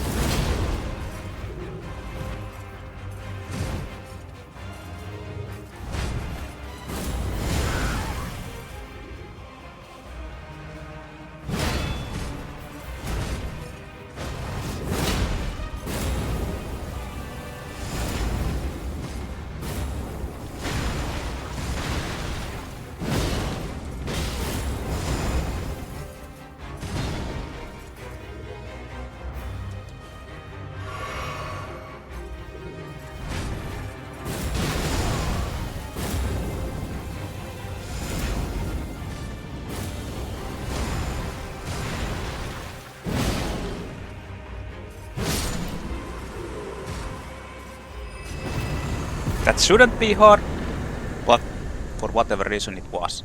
Rui's Greatsword. Ooh.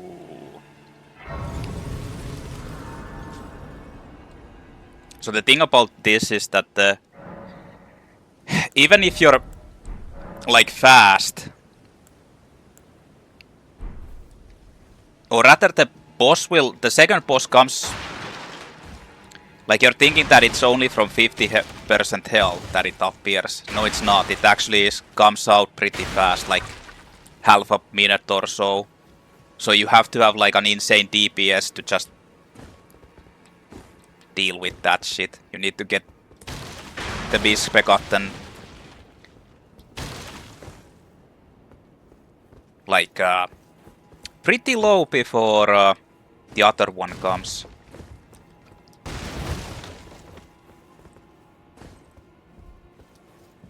Otherwise you're like completely fucked.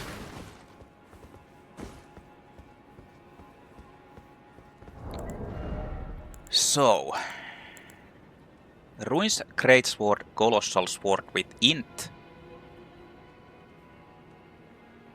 Basically like an insane strength requirement. And then you have the 16 Int requirement. Doesn't no dexterity requirement, but it scales with heavy strength. Physical, magical. Wave of Destruction. Originally rubble from a ruin which fell from the sky, this surviving fragment was honed into a weapon, one of the legendary armaments. The ruin it came from crumbled when struck by a meteorite, as such this weapon harbors its destructive power. Wave of Destruction. Raise the sword up high and strike it against the ground to fire off a wave of gravitational force. Never even tested this weapon. The Redmane Castle is now complete.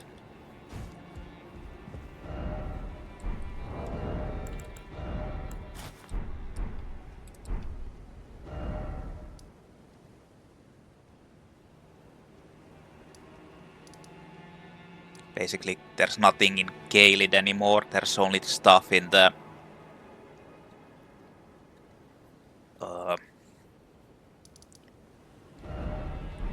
Dragon Barrow.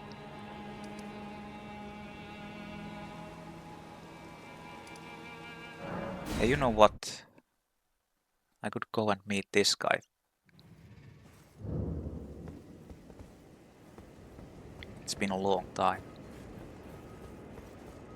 Need to feed him. Hand over death root. Let's keep both of them.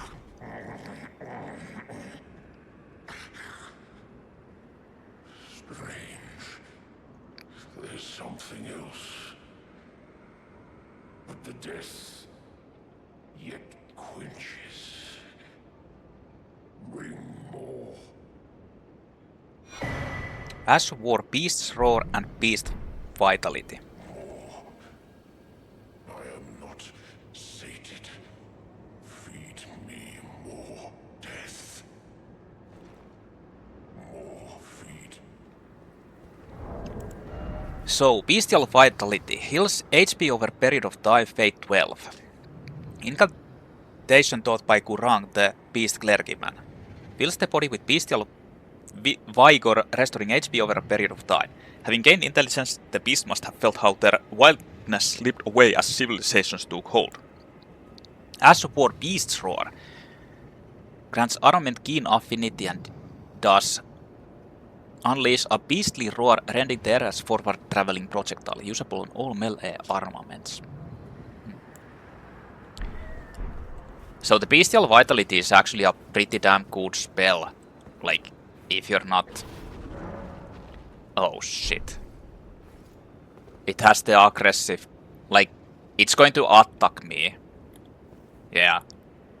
Like, it goes insane once you give him the certain amount of death root. Then you need to, like, drop him down to 50% health.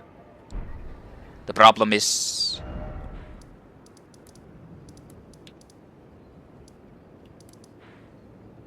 I don't want to waste my things. Actually, last time I was thinking, are there any like merchants that have I'm gonna go quickly and check out if any of the merchants actually have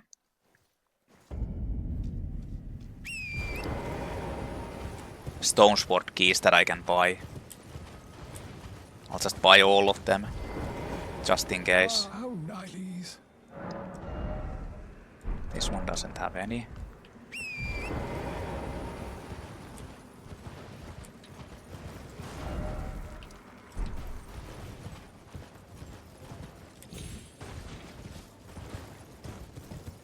Pretty sure the one in the...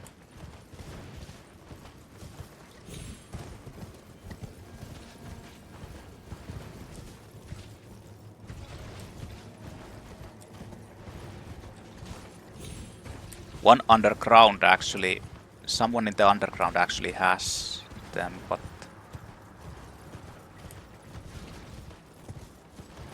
I might be wrong.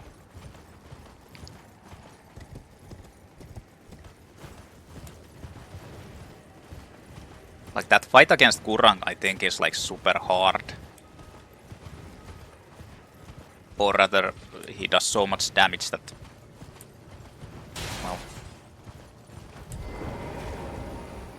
Trade again. you basically can't get hit. No, I bought those from.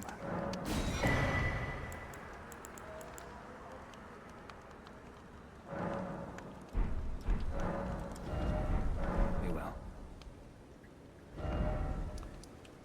Who else? Where else are there merchants? I don't think this guy has anything. I mean, I can check, but I'm like fairly certain I already bought it. So there's a hole there. A giant hole. I'm going there next, to Nokron. Ah, how nice.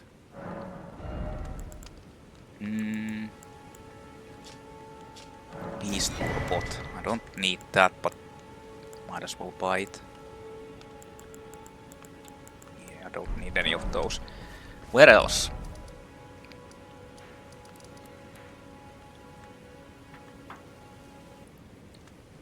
I bought everything from this guy. Oh yeah, there's also the Selen quest line, or the Jerren Selen. This one didn't have any left, this one didn't have any left. There's that guy. Let's go check him out.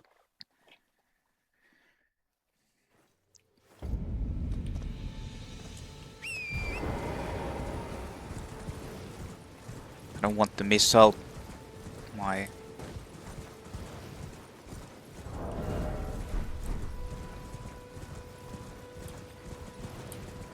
lose my runes.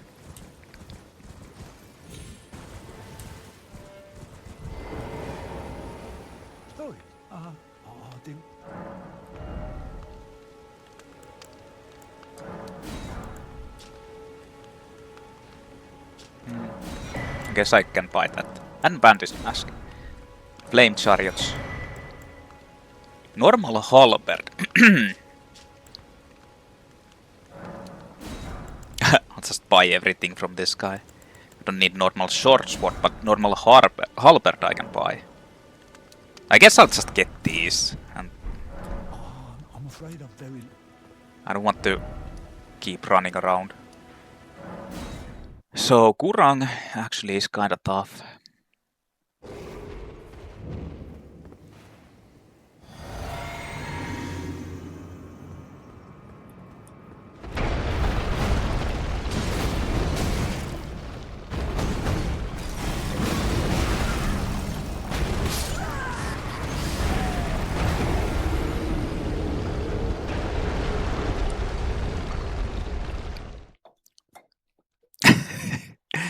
Well, that ended kinda bad.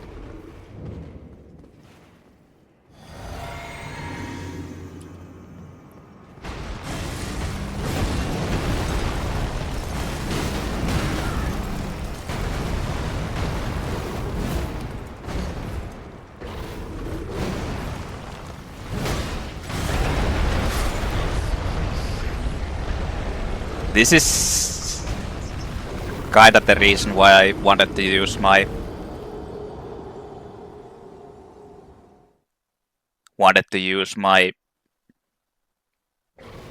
runes, because like this is just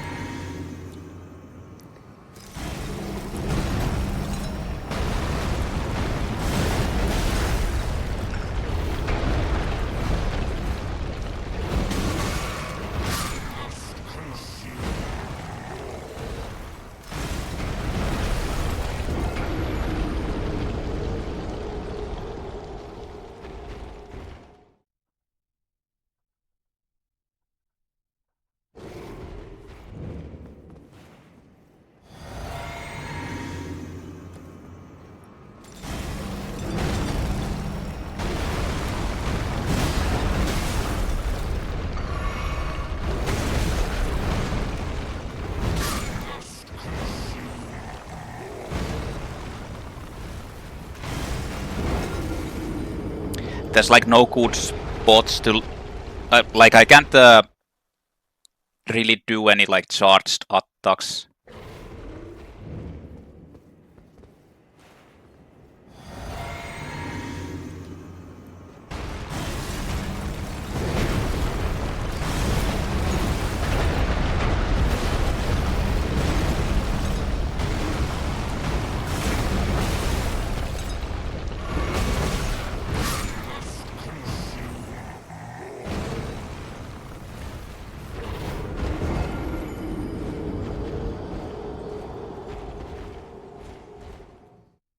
Like I can't do any charge attacks, and with this weapon it's really hard to just hit him anyway.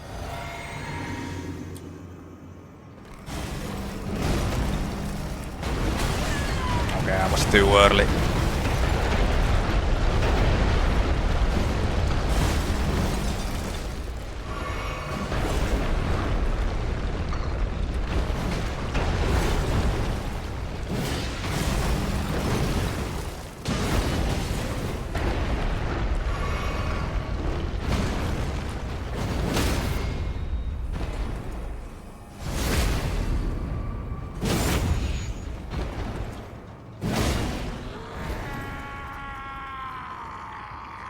Or you don't even need to get him to half health. It's like quarter, I think.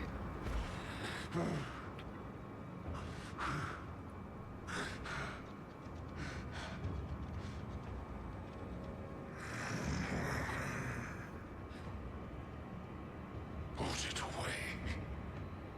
I won't forget. Again.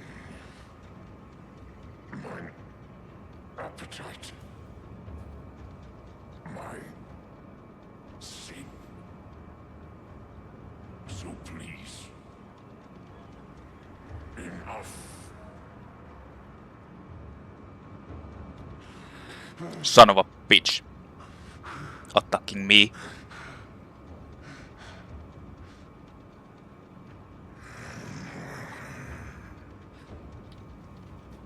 Put it away. I won't forget. Again. Mine. So please. Put it away. Shut up. Mine. So please.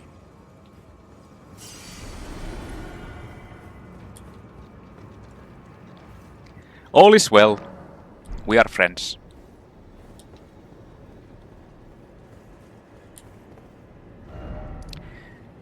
God damn it. Okay, let's go to Nokron.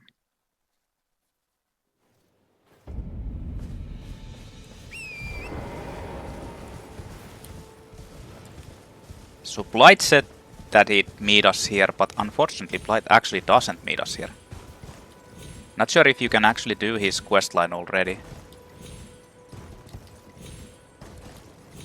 So this is what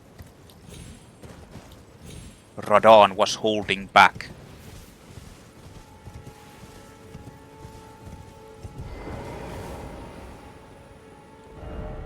There's a traitor taken care of. Onwards to Nokron, then go on, I'll catch up. And the traitor he is actually talking about is Seluvis, I think. Considering that they kill Seluvis.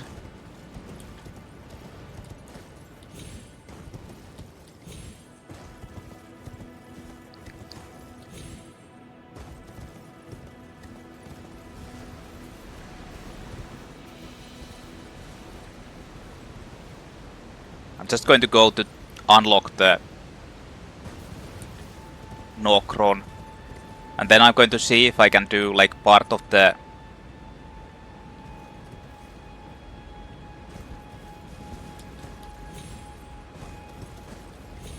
Blaidd questline, or is it that you can't do it at all yet?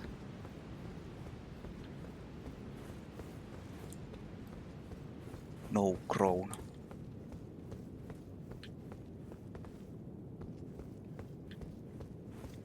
Nokron connects to a couple of places actually.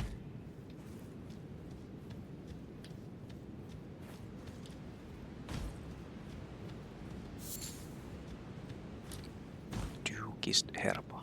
Like the thing is, you only need to do the easier part of the Nokron area.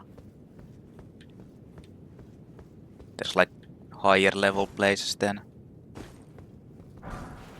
Soporific Grease. Or further places where you go.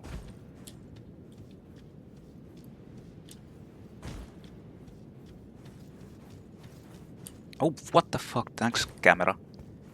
Auto correction. Never had that. Like, Elden Ring is the first game that actually has that problem. Wait, I thought there was a grace there, but I guess there wasn't. I actually need to go through the whole place to get to the...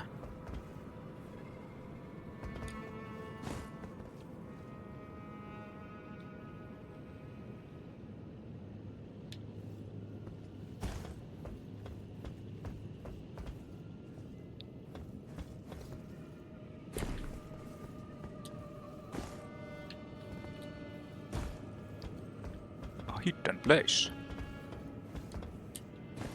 Not exactly hidden, but optional. Ghostflame Torch. Causes frost build-up. A torch.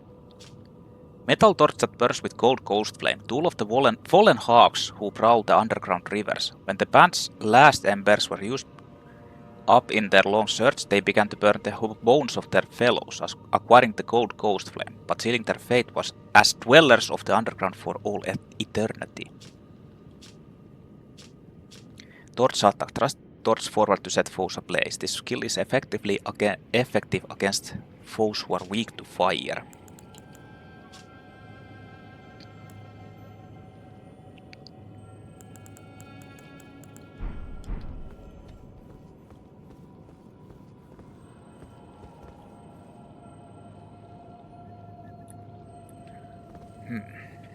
There's blobs here. Silver Tier Husk. Found in and around the Eternal City, material used for crafting. A hardened husk shed by a formless life form known as the Silver Tier, found in and around the Eternal City. The Silver Tier makes mockery of life, reborn again and again into imitation. Perhaps one day it will be reborn a lord. That's also another thing they don't really explore as well. Like the silver tiers.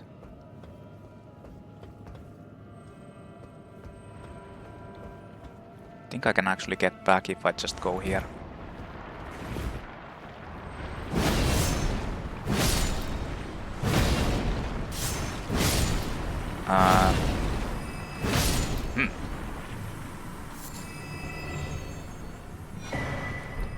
Rune arc. They didn't exactly hit me. That's a healing.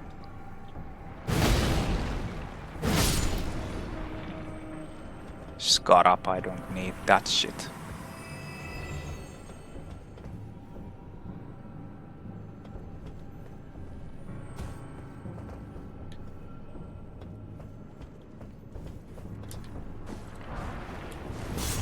Burret bolt.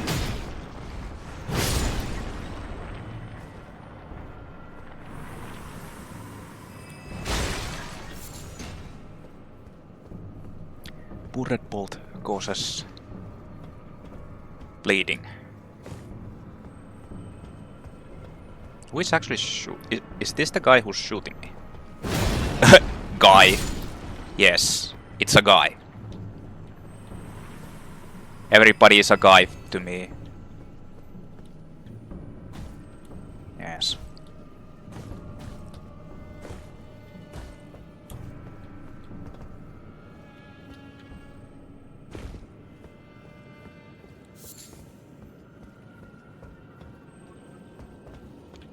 They're all guys to me.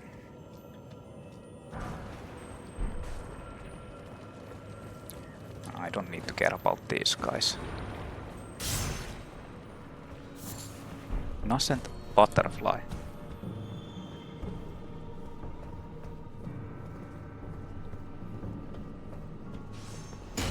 Whoa. Holy shit. It was actually pretty close.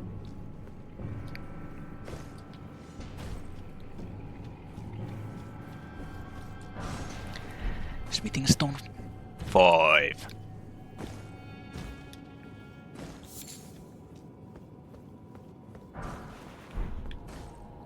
So there's those basically Ghostflame dudes. And that's kind of the reason they have they do like magic attack. That's why I changed this armor. Because it has higher magic defense. Instead of the Redmane.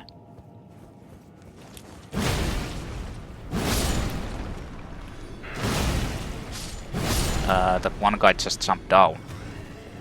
For whatever reason.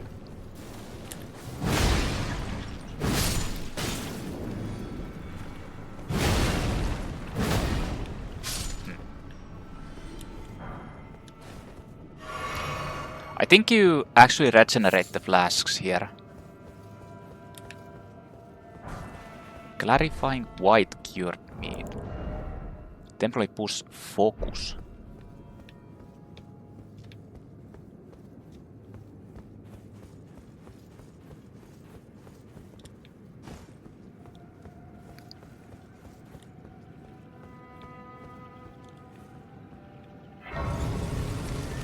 Well, here's a grace. Like I said, I want to see the...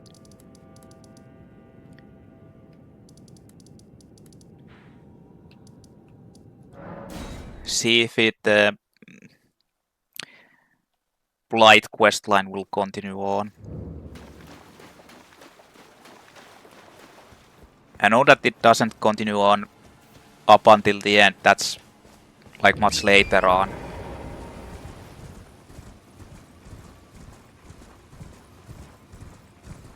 But what about the early part?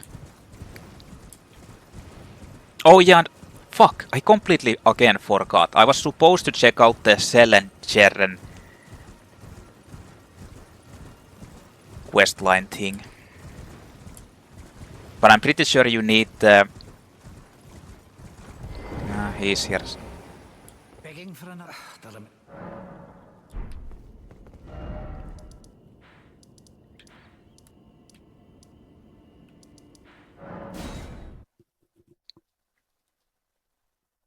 I don't think you can do the Jerren quest because you need the Spellbreaker, but... You finally come. Blaidd told me everything. You've defeated General Radahn, unlocking the stars. The General was blighted by scarlet rot and driven to madness. But not long ago, he was hailed as the mightiest demigod of them all. There is no parallel to your achievement, nor to Lady Ranni's acute judgment of character. Thanks to you, Lady Ranni's fate once again stirs, and the path to Nokron has opened. Descend underground, where the fallen star struck Limgrave, and make it yours. The precious treasure of Nokron. Talk. Oh, Blaidd wanted me to tell you not to bother waiting for him, and head straight to Nokron. Blaidd has been given an important task. Apparently, a matter of great urgency. You need not await Blaidd. Descend underground alone, where the fallen star struck Limgrave, and make it yours. The precious treasure of Nokron, so that Lady Ranni may tread the dark path of the Empyrean. You need not descend. What exactly is an Empyrean? I should buy those from him at some point. Well, I want to see if I can actually do this. So they don't really hint this anywhere or tell about this anywhere, I don't think. But Blaidd is actually locked in this Everjail over here, like the one where you fought against the Forlorn, like the Bloodhound, together with him.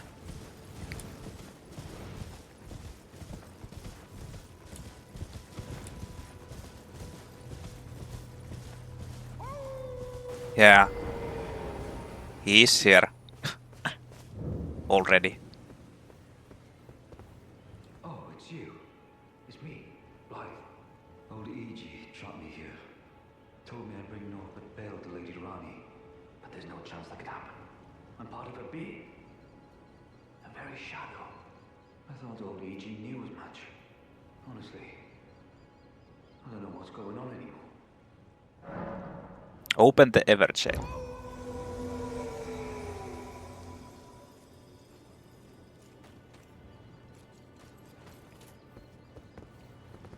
My thanks, friend.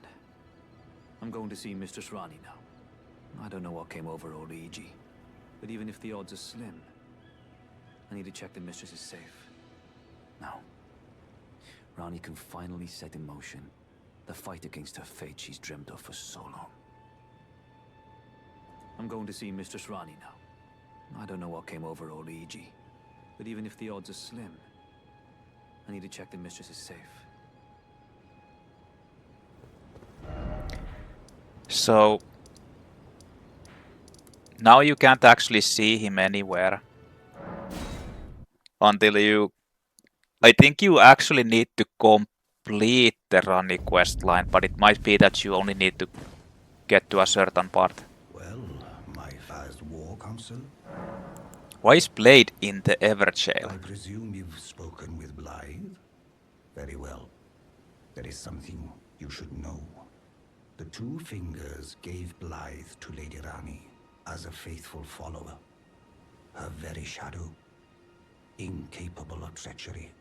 But if Lady Ranni, as an Empyrean, resists being an instrument of the Two Fingers, the shadow will go mad, transforming from a follower into a horrid curse. But such is his destiny. In such matters, Blaidd's own thoughts hold no weight. It pains me so. But he must be neutralized. For Lady Ranni's sake.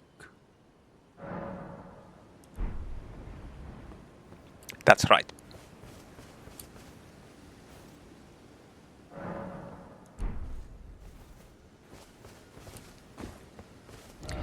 But nothing happens like at the moment.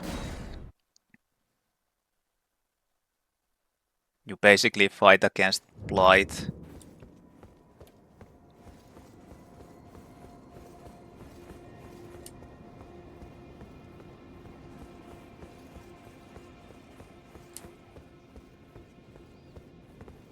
He'll be here. But in any case, let's go see the Cell and Jerren combination quest. I'm pretty sure you can't do the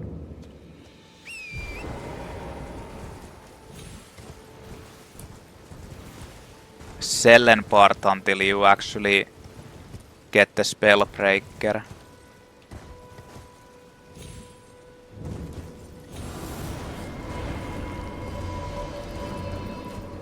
I'm trying to dismount and it just doesn't work.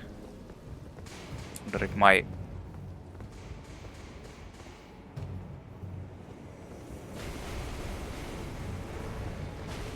Oh, you actually need to like...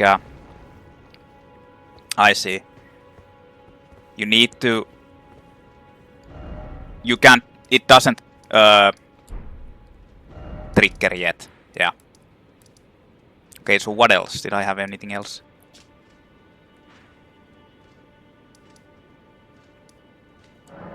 No, I didn't. I'm hearing an enemy, so let's go.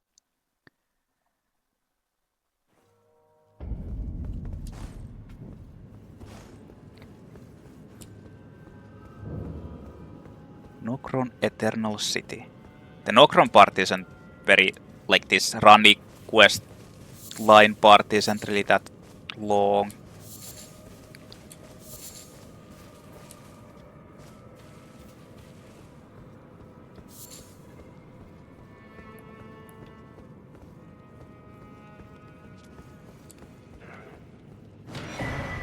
Ghost Glovewort Picker Spellbearing.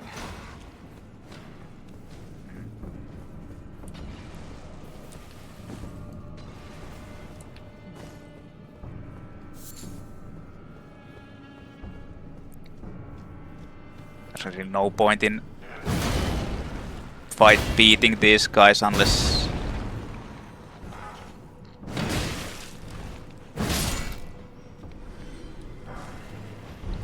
you're actually forced to.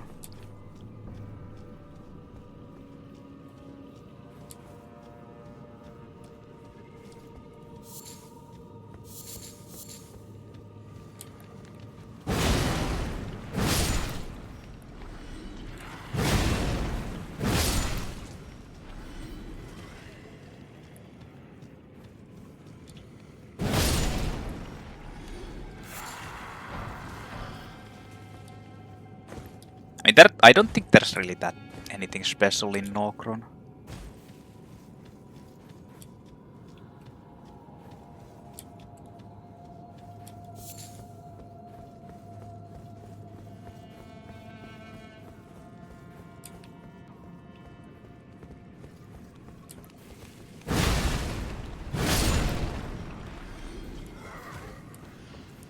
But I might as well loot this place.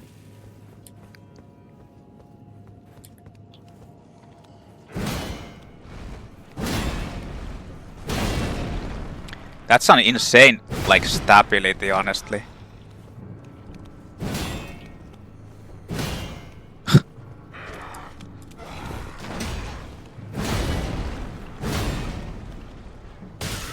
Like, they can actually block 2. Actually, you know what?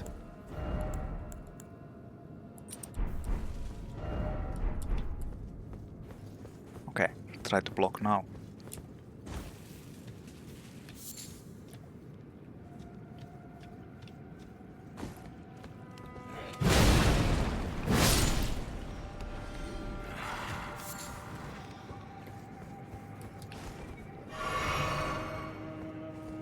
Is there anything here?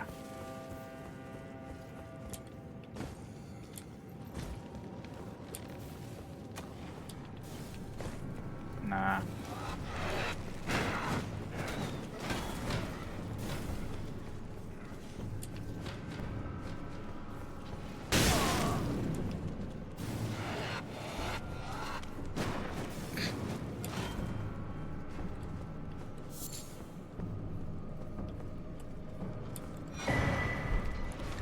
Larval tier.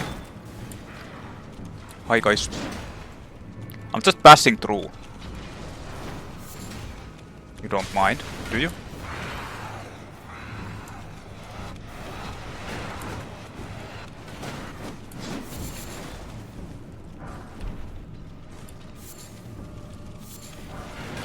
Greatshield soldier asses. Hey.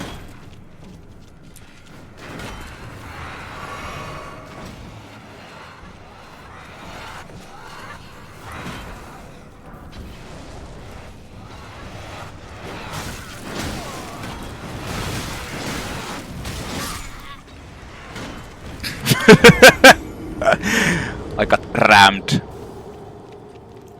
Holy fuck, those guys look pretty coolies.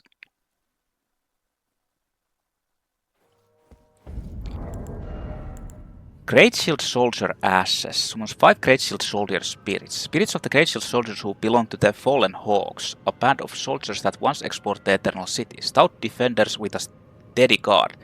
Though their methods are somewhat crude, they work well as a squadron and will attract the attention of enemies or lob Ghostflame from the rear guard. So this gives you Ghost Glovewort 1, 2 and 3.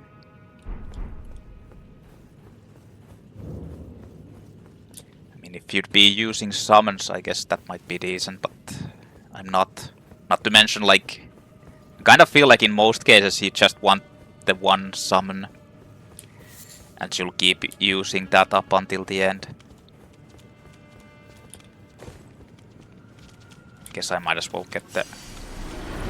Okay, fuckers. Last time you'll be running after me. I just wanted to loot and you guys... You guys just had to ruin it.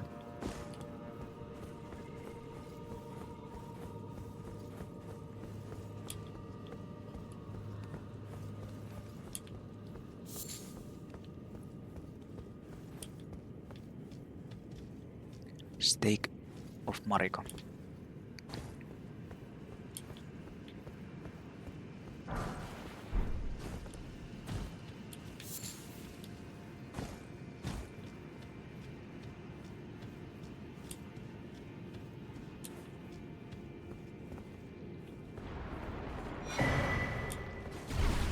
Another larval tier. And an ambush. And a butterfly. And I see a boss.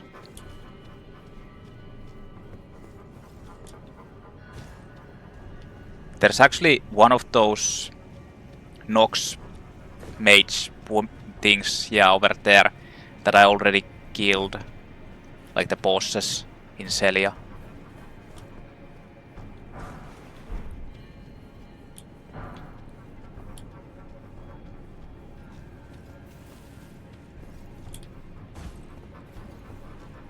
Basically the same enemy.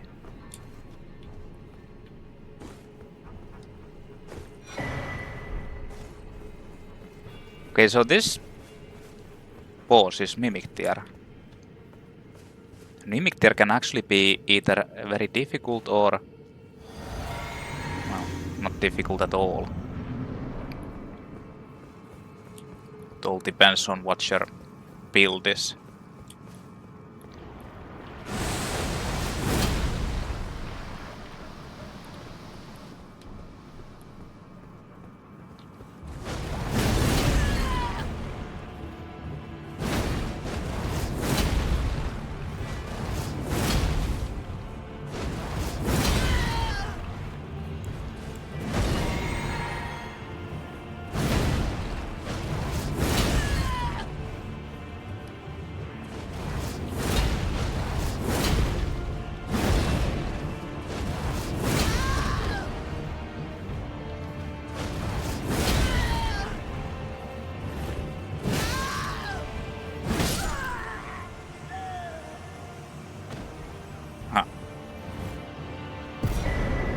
Larval tier and silver tier mask. Mask fashioned from the corpse of a formless silver tier, supported by its hardened shed husk, greatly increases arcane to the detriment of physical attack power. To imitate the imitator is a cunning play indeed. Indeed.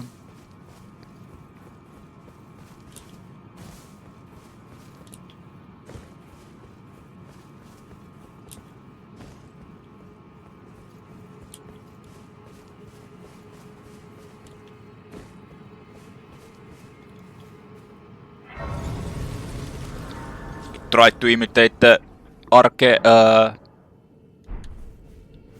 Lion's Claw. It got the Lion's Claw. Hey, wait a minute. Is there like an item here? No, right?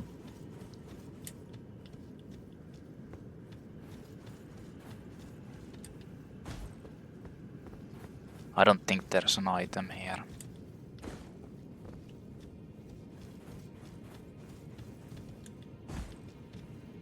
Yeah, no.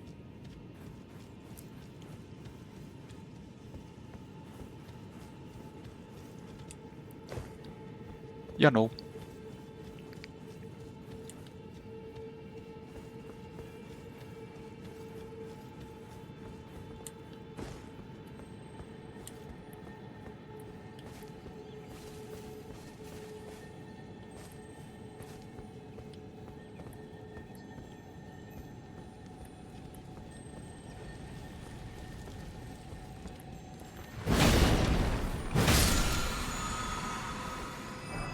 Somber Smithing Stone 5.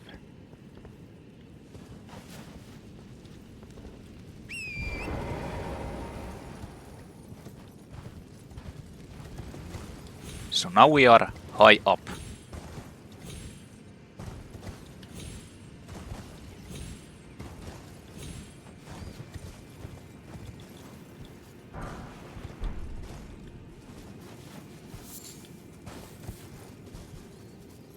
And that area is where we need to go. There's also another place with the ancestral warrior men.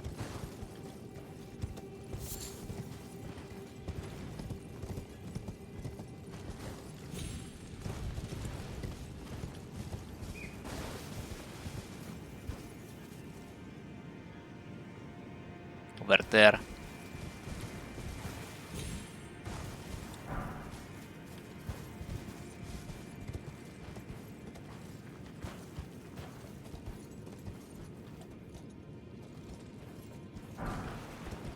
Dwelling arrow.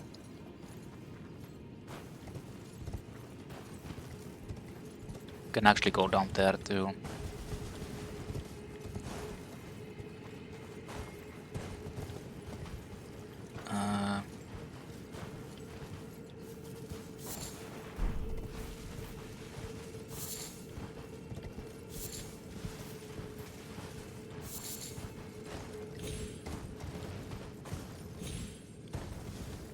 Well, let's explore the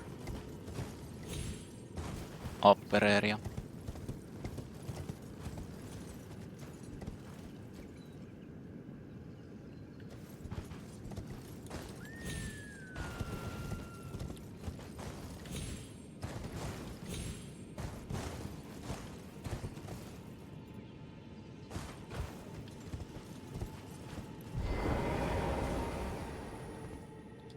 Lord of Blood, your eminence, I beg you grant me a seat at the table of the dynasty. Long live the Mohgwyn dynasty. Long live the Mohgwyn dynasty.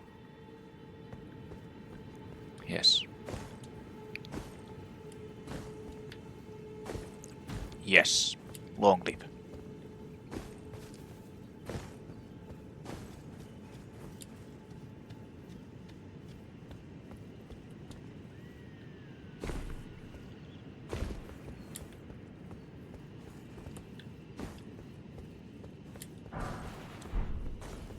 Smithing Stone 5.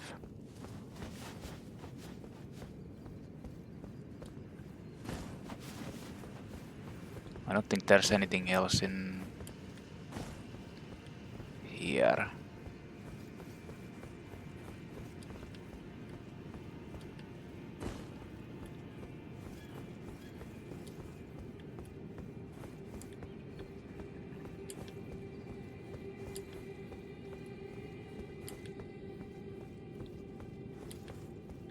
But you can go here and jump to this area.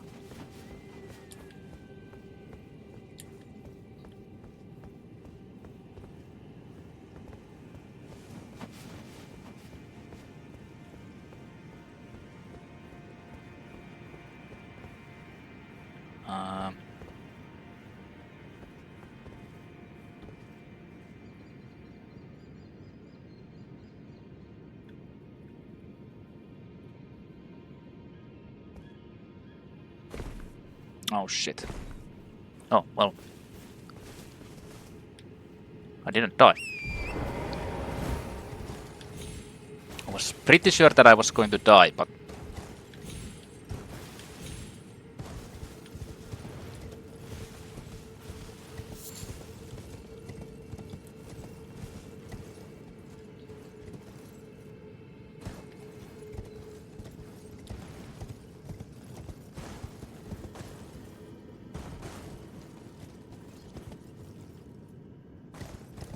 So what do we have here? Celestial Dew. I don't need that. Smithing Stone 2. Well, I mean I can use those. And Clarifying Horn Charm 1. It's an upgraded version of Focus Increasement. Increasing Talisman. I think I already had the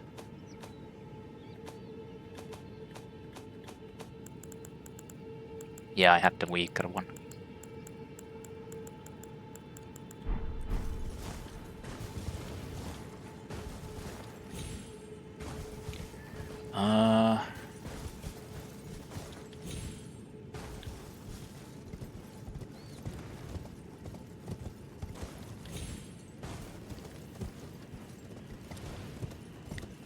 So this leads back into the area where you teleported to and fought against the Dragonkin soldier.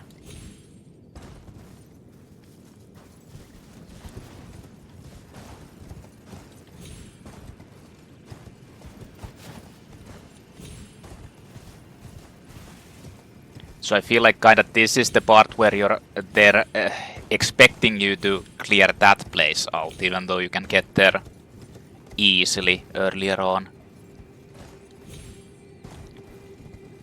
But clear that out and beat the Dragonkin soldier.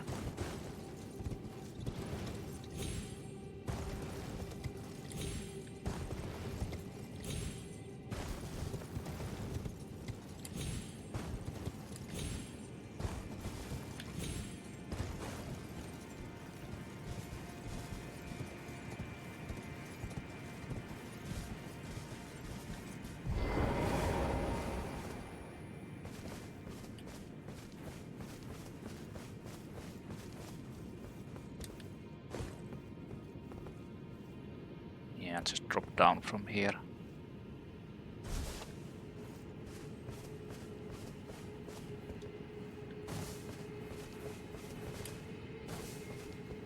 Then platform until you get to that part.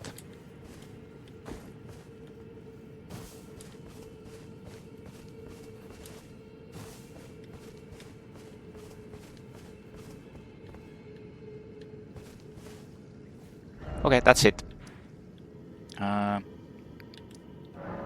Back into the upper area.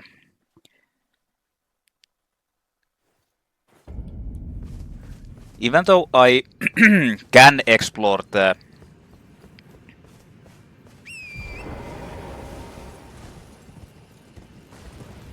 ancestral woods at the moment, I'm probably just going to go straight into that Nokron area. To advance Ranni's questline. I mean, it's not a big place.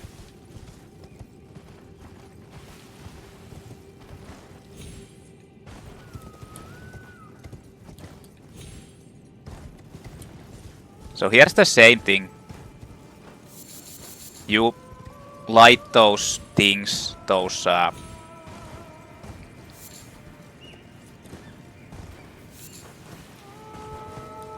flames, and then you fight against the same enemy basically as before, but it's a stronger version.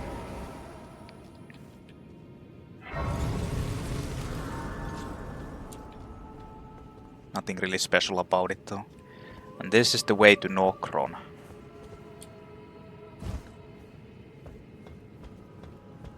Like the actual city. Just have to be careful you don't get fucked because of the camera rotating while walking in here. The thing is, I've died like so many, well, not so many times, but at least a couple of times because the camera like auto-corrects from this when you're moving. Knight's Sacred Ground. Rejuvenating boluses. Have I actually even gotten those yet? I don't think so.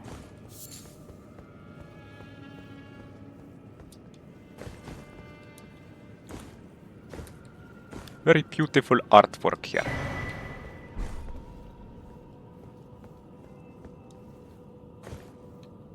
You can...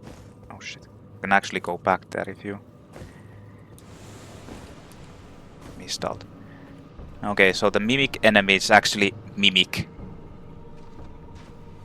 Turn into enemies. The cool thing about those is that they actually go and suicide. Like most of the time. Like that. It just jumped down for whatever reason.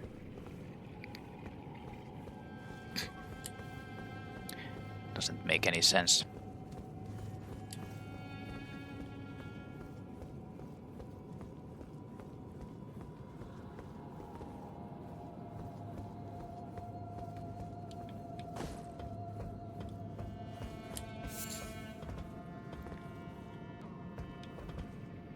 You need to do an exciting jump onto that.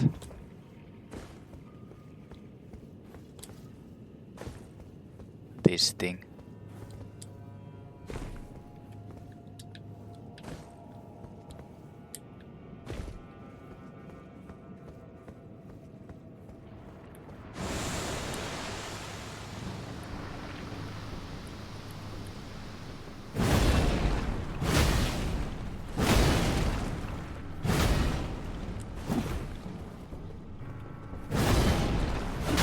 I really like how this, like this,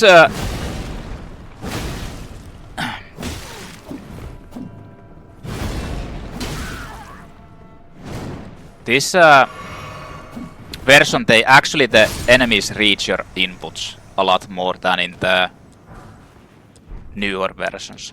I've never had any like issues with the enemies reading your inputs this much. And dodging with like back steps and all that shit.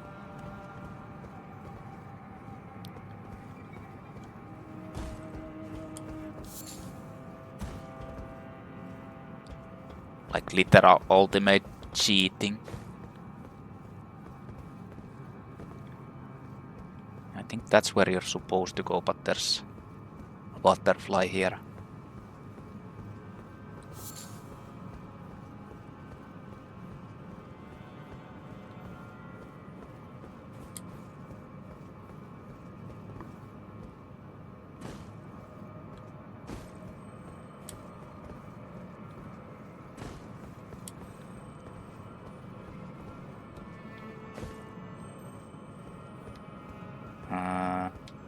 That's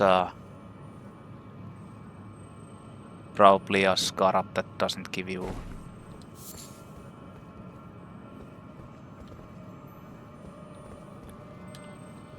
a giant crystal ball. Well, iron ball, I guess, not crystal. Yeah, it's a healing scarab. Black Whetblade. Grants choice of affinity upgrade to a weapon. Black Whetblade with a cipher engraved can be used as a whetstone knife. When applying affinity using physical or occult type ashes of war, an additional affinity of poison, blood, or occult can be chosen. Alleviates a dead blight build-up, rejuvenating boluses.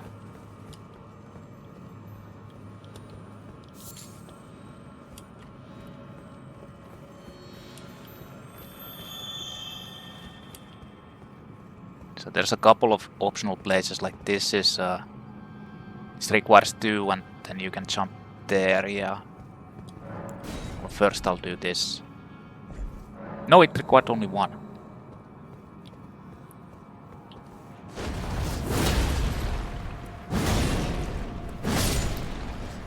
Oh.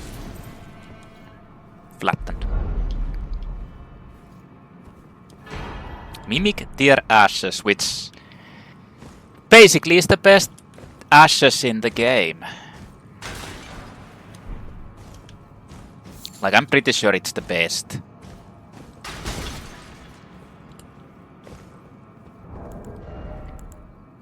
Summons Mimic Tier Spirit and it costs HP rather than FP, so everyone can use it too. Legendary Ashen Remains, used to summon the Spirit of Mimic Tier. Summoning consumes HP rather than FP. The spirit takes the form of the summoner to fight alongside them, but its mimicry does not extend to the imitating the summoner's will. Mimic Tiers are the result of an attempt by the Eternal City to forge a lord. Basically, it's like insanely strong, because it gets your abilities and powers.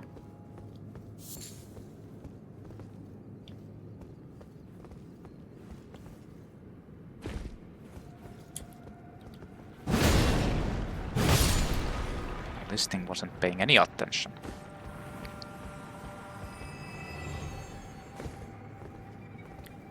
I think there should be something in one of these.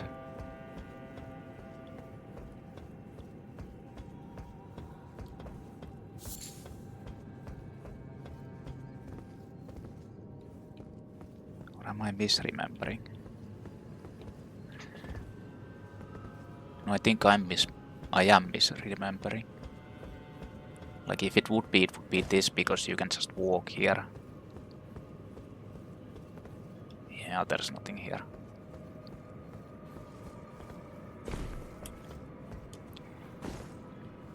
In we go. Nox Flowing Hammer. I think this is the weapon that the other one used in Celia as the boss.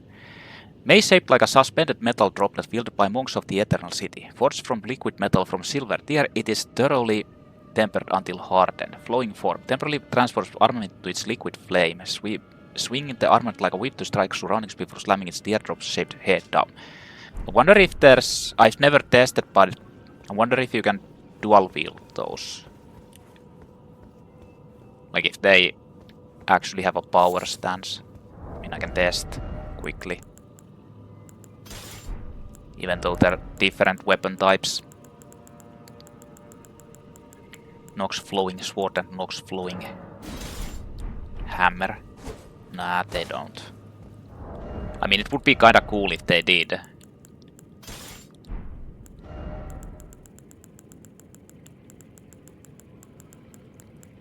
But they weren't thinking it that far ahead. Okay, so there's that crystal ball. There's also stupid enemies here. Or it's not a crystal ball.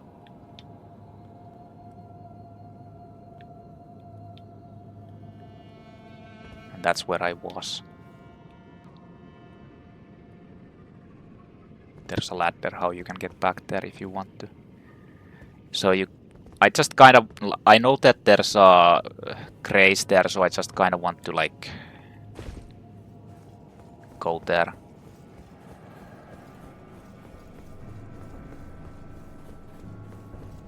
So I don't need the platform anymore.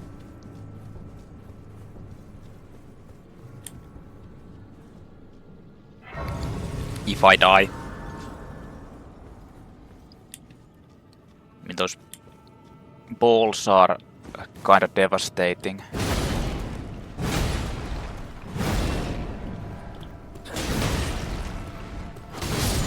Or they can be. You know what's weird? It almost feels like this weapon doesn't really stagger. Oh shit, I actually have that still on. What the fuck? It really feels like this weapon doesn't really stagger that much.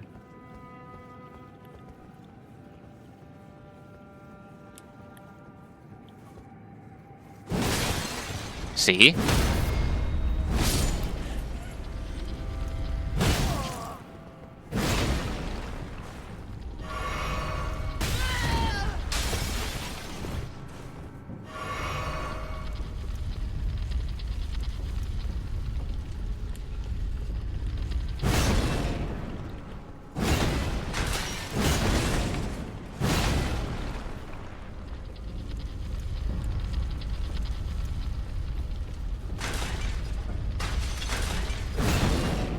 Stop!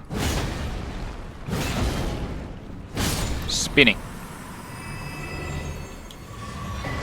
Larval tier. Stop! Spinning.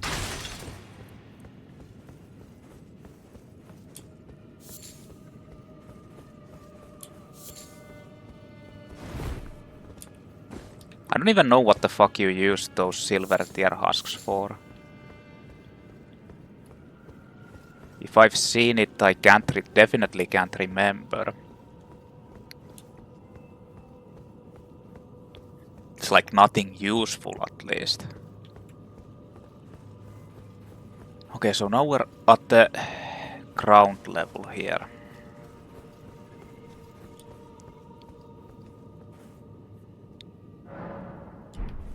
Attacked by mimic tier enemies.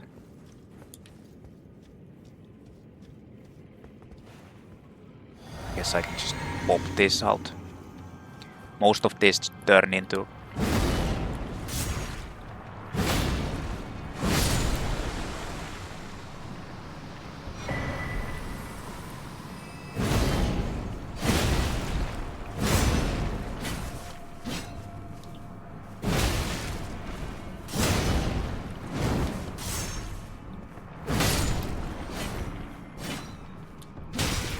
basically patches.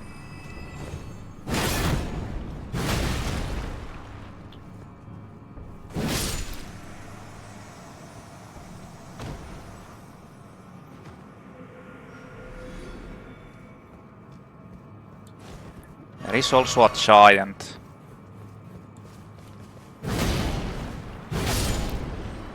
Like one of them will turn into a...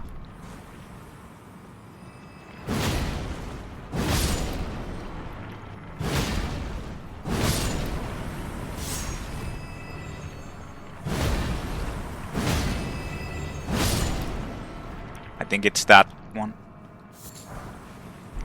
Soft cotton.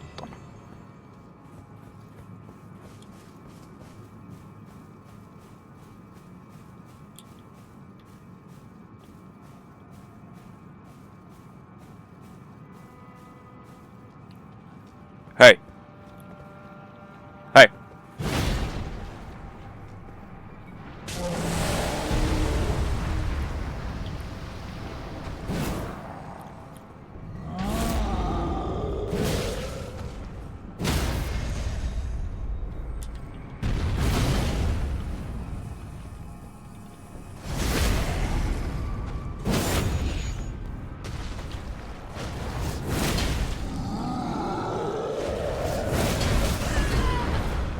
Huh.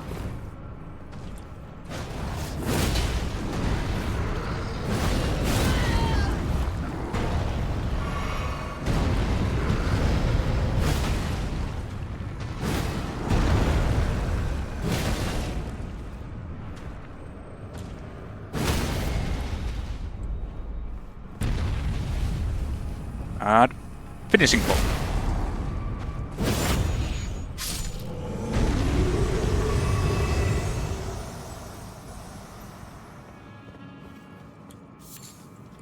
There's something... Oh yeah, I can't use a horse. There's something so satisfying actually using the... doing the riposte on these like bigger enemies.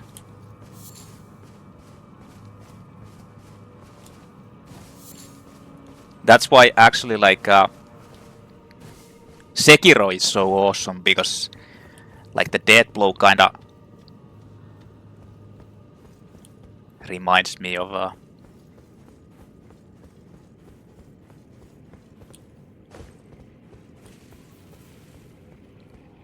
riposte.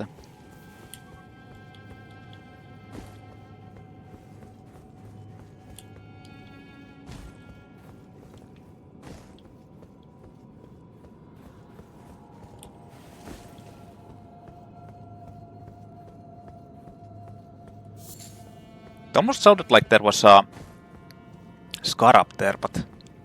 No, actually, yeah, it's the one on the inside over there. There is.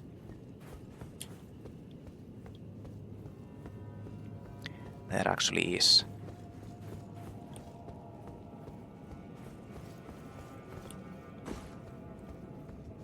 I don't know where that sending gate will take me, but...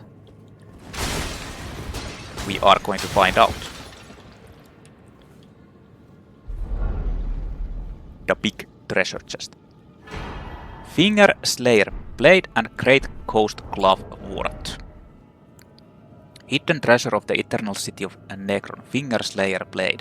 The hidden treasure of the eternal city of Nokron, a blade said to have been born of a corpse. This blood-drenched fetish is proof of the high treason committed by the eternal city and symbolizes its downfall. Cannot be wielded by those without a faith, but is said to be able to harm the greater will and its vassals. And that's why Ranni wants it, because she wants to like cut off the control of the greater will and the two fingers, because they're like controlling her. Like every one of these like big demigods and everything is being controlled by a greater will, I guess. Unless they can sever the ties or something.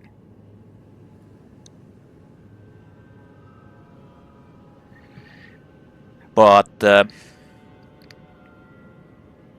this is just kinda like the Ranni thing. She basically killed the killed Godfrey. No, Godwin. She killed Godwin. And I don't know why. It kind of feels like all of these are connected to the whole, like, this whole plan to overthrow the Fingers.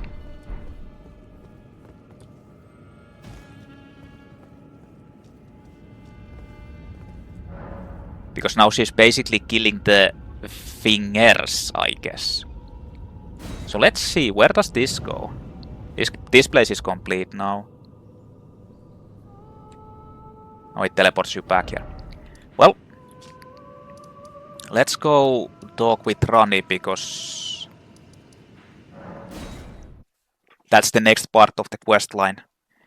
I think I can go further now in that if I want to. Greetings. Actually, can I get a level? Nah.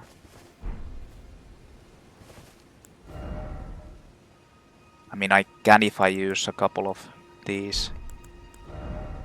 I need 1400, right?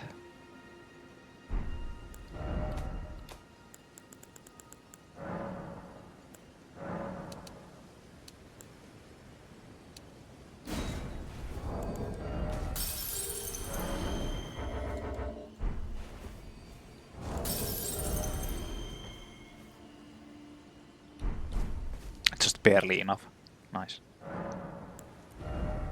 Let's get that, because if I get the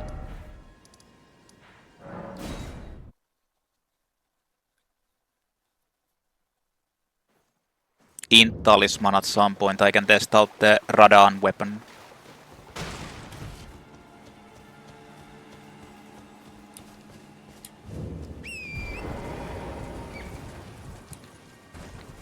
Like the int of Radahn is on the Radahn weapon is secondary.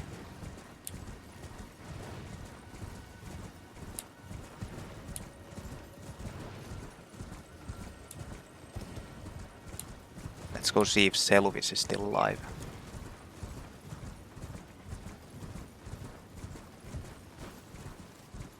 Yeah, he's there. I'm pretty sure Seluvis dies now, once you do this.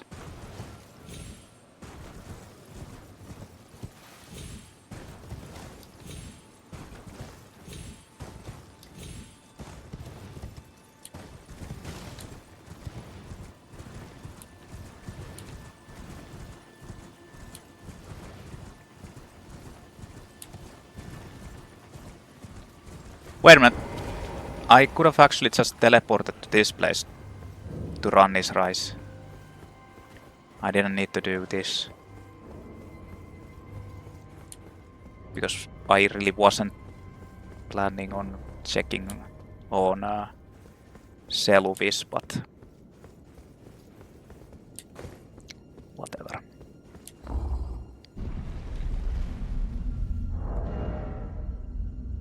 Oh shit, I'm only using Golem's Heavy Halberd 6. Like, it's so low leveled. No wonder I'm not really, like, one-shotting everything. Ah, it was thee, not Blaidd it seemeth. Even in my slumber I sensed it. It is in thy possession, is it not? The hidden treasure of Nokron. My thanks. Finally all the pieces are in place. Soon must I begin my journey. Upon the dark path only I may tread. Ah, but before I leave, I must entrust thee with this. Take it. Carian inverted statue. My discarded flesh lieth beyond the seal unlocked by it, upon which is carved the curse mark of thy desire. I can fathom what thy purpose might be. Neither of us is welcomed by the brighter path, I see. You may leave now. It was but brief, but thou gavest me fine service. Like, I wonder... I don't need to actually go to Altus Plateau, and I think that's what triggers Roger to die. I wonder if you can like completely do this mission quest line so that Roger is actually alive, but then I guess something bad happens as well, but... What is it? Thy purpose in approaching me was to obtain the curse mark, was it not? You may leave now. I too am to depart on a journey. Upon the dark path only I may tread. What is it? Thy purpose you may leave. I too.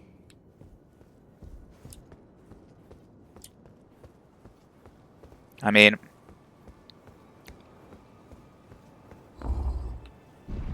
I feel like Ranni can... Like, you can't do this without Roger dying, but he will probably die anyway. Like, there happens something. But you can get the curse mark before he dies. Because this is what he wanted to. And you need to go to the Carian study hall, use that, and then you can go into the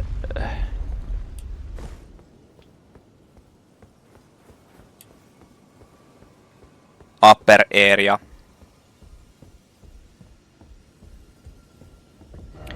Well, she's gone now.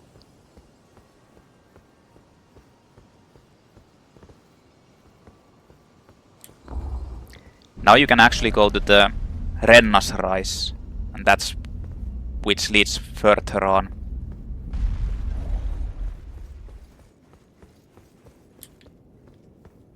In the quest line.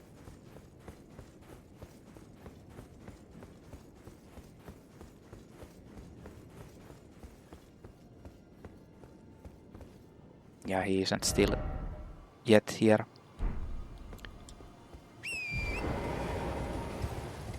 Like, I want to test out Blaidd's weapon, although it is int-based, kinda. I really like it. You just get it kinda late in the game.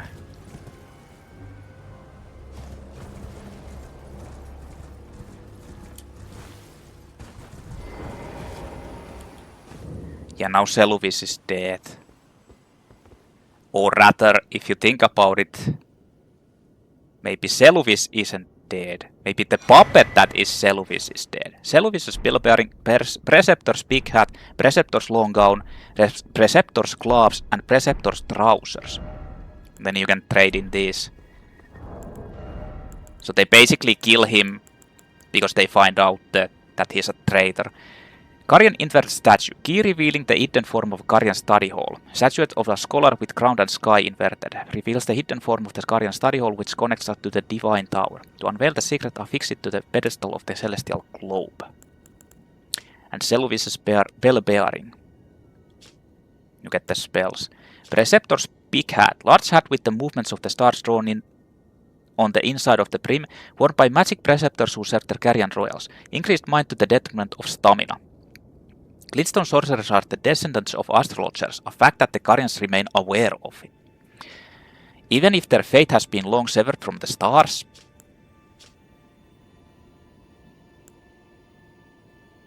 Black and perfectly discreet. These are actually pretty... This is actually a pretty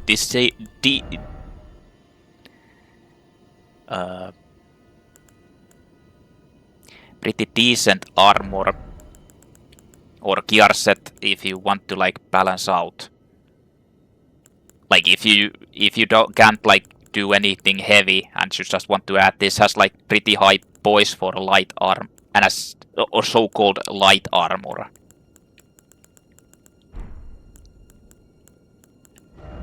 The unfortunate part is that this lowers the... Oh, I never actually checked this out. Silver Tear Mask. Mask fashioned from the corpse of a formless silver tear, supported by its hardened shed husk. Greatly increases arcane to the detriment of physical attack power. To imitate the imitator is a cunning play indeed. Did I actually read this? I think I did. Greatly increases arcane to the detriment of physical attack power. Yeah, I ate. If you want to actually like use arcane shit, that's really good. If you're not a physical build, that is. Highwaymanhood.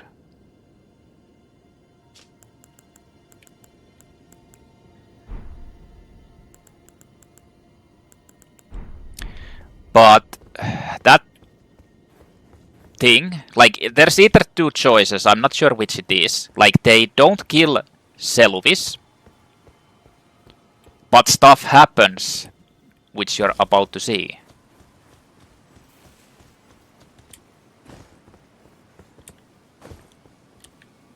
Stuff happens that causes Seluvis to actually die. If you can call it that, because it's a...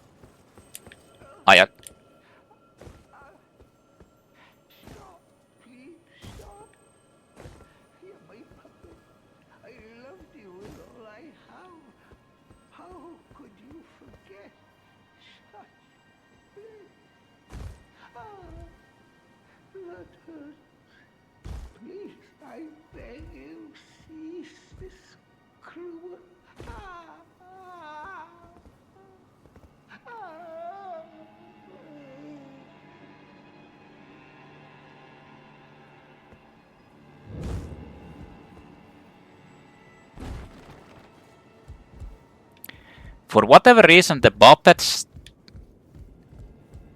came alive and killed him, this Pidia guy. So that kind of makes me think, considering that it kind of looks like a puppet Seluvis there, that this guy was basically the person just like controlling all of these over here. Seluvis as well, like this is the real Seluvis. And he was creating like these puppets, like how can you forget the please I loved you all so much is kind of like the thing that Seluvis was doing there. Like basically he just creates like these puppets and fucks them. And he creates them from even from normal people. Like they're not just like created artificial magical puppets. He also creates like normal from tarnished, like makes them drink that concoction and then forces them to like servitude infinitely. And then he just fucks them, I guess. I guess. Dolly Butterer. That's like the thing that Gideon said. So I'm not sure about the lore. I haven't like read the official lore about it, and I feel like I don't really trust like the fucking dudes who make these insane lore videos about this, because that's their interpretation. Unless like Miyazaki or someone from the development team has specifically said that this is how it is. It's just like an interpretation of the people who make those videos, and so I don't fucking give a fuck what they say. Like, you can say whatever you want, basically, and if there's nothing to deny it or no like actual concrete evidence, then it's true. But I feel like this Pidia is supposed to be the creator of all the puppets, and he was just using like basically either there was an actual preceptor Seluvis and he just turned him into a puppet, and that stayed serving Ranni, or it was actually like Pidia all along and he was just like servicing Ranni for his own schemes, like probably getting more of those puppets to fuck and all that. And I guess there's a couple of things that it might be what they were talking about with when Blaidd said that I have a traitor to take care of and I'll see you later, don't fade up for me. It might mean that either Iji was like lying to him that there's a traitor, we need you on that urgent task, you need to go to do that, and then he was locked up there and he like wrote that message before that. Or he was supposed to kill Seluvis. They were actually thinking that there's a traitor, which is Seluvis, because he's trying to like make it so that you make Ranni turn into a puppet. Either way, it's Either that. So either they assassinate Seluvis and that's why this happens. The puppets go out of control. Or because Ranni leaves, it somehow severs the ties to the, like the power veins or something like that, which makes this guy like lose the control of these puppets, like they're not under his troll, and they just like kill him because they haven't liked the butt fucking.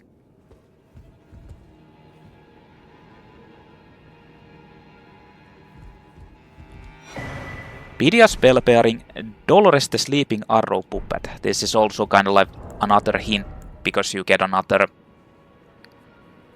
like a puppet. One of Seluvis's favorite puppets. Used to summon the spirit of Dolores the Sleeping Arrow. Spirit of a handsome archer who dressed in the style of a man. Called the Silent Hunter by some, she fires Saint Trina's arrows from her shortbow. Dolores once belonged to the Round Table Hold, where she was both a critic and a friend of Gideon the All-Knowing. It was because of her that he and Seluvis went their separate ways.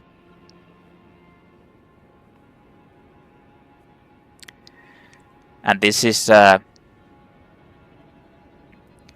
I feel like this might be the hint that why Gideon actually like knows the thing, what the concoction is, and why why he knows it's a dolly butter and all that, but he isn't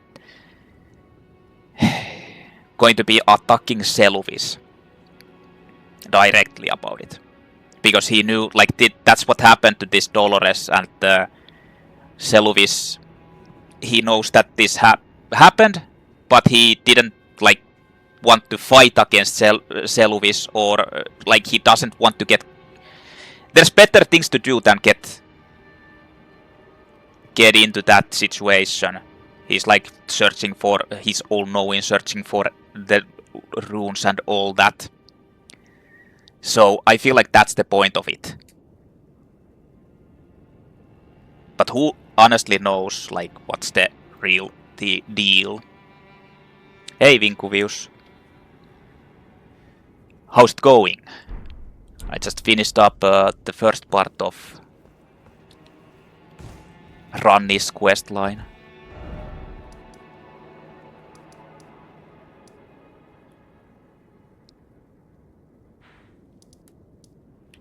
Thanks.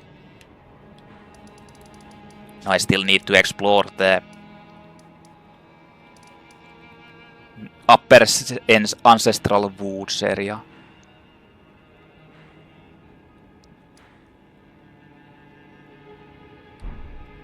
Yeah, sounds good. Sounds cool, man. Oh damn, I'd really want to play DS3 again. I actually want to play all of them again, starting from like DS1. In case I'm gonna head to Round Table Hold and see. I don't think Gideon actually says anything about that. Yeah, I should. Like, I had a plan to actually do like a back-to-back playthrough of like DS1. I've only played DS1 once and it was the remastered version. So I kind of want to play the original, like the Prepare to Die edition. Oh man, I actually have quite a bit of these. So now I can buy all of these items. Not that there's really any cool things. In any case, next up I'm going to be continuing on with the... Well, most likely I'll head down into the Ancestral Woods underground area, this Nokron area, and explore that completely.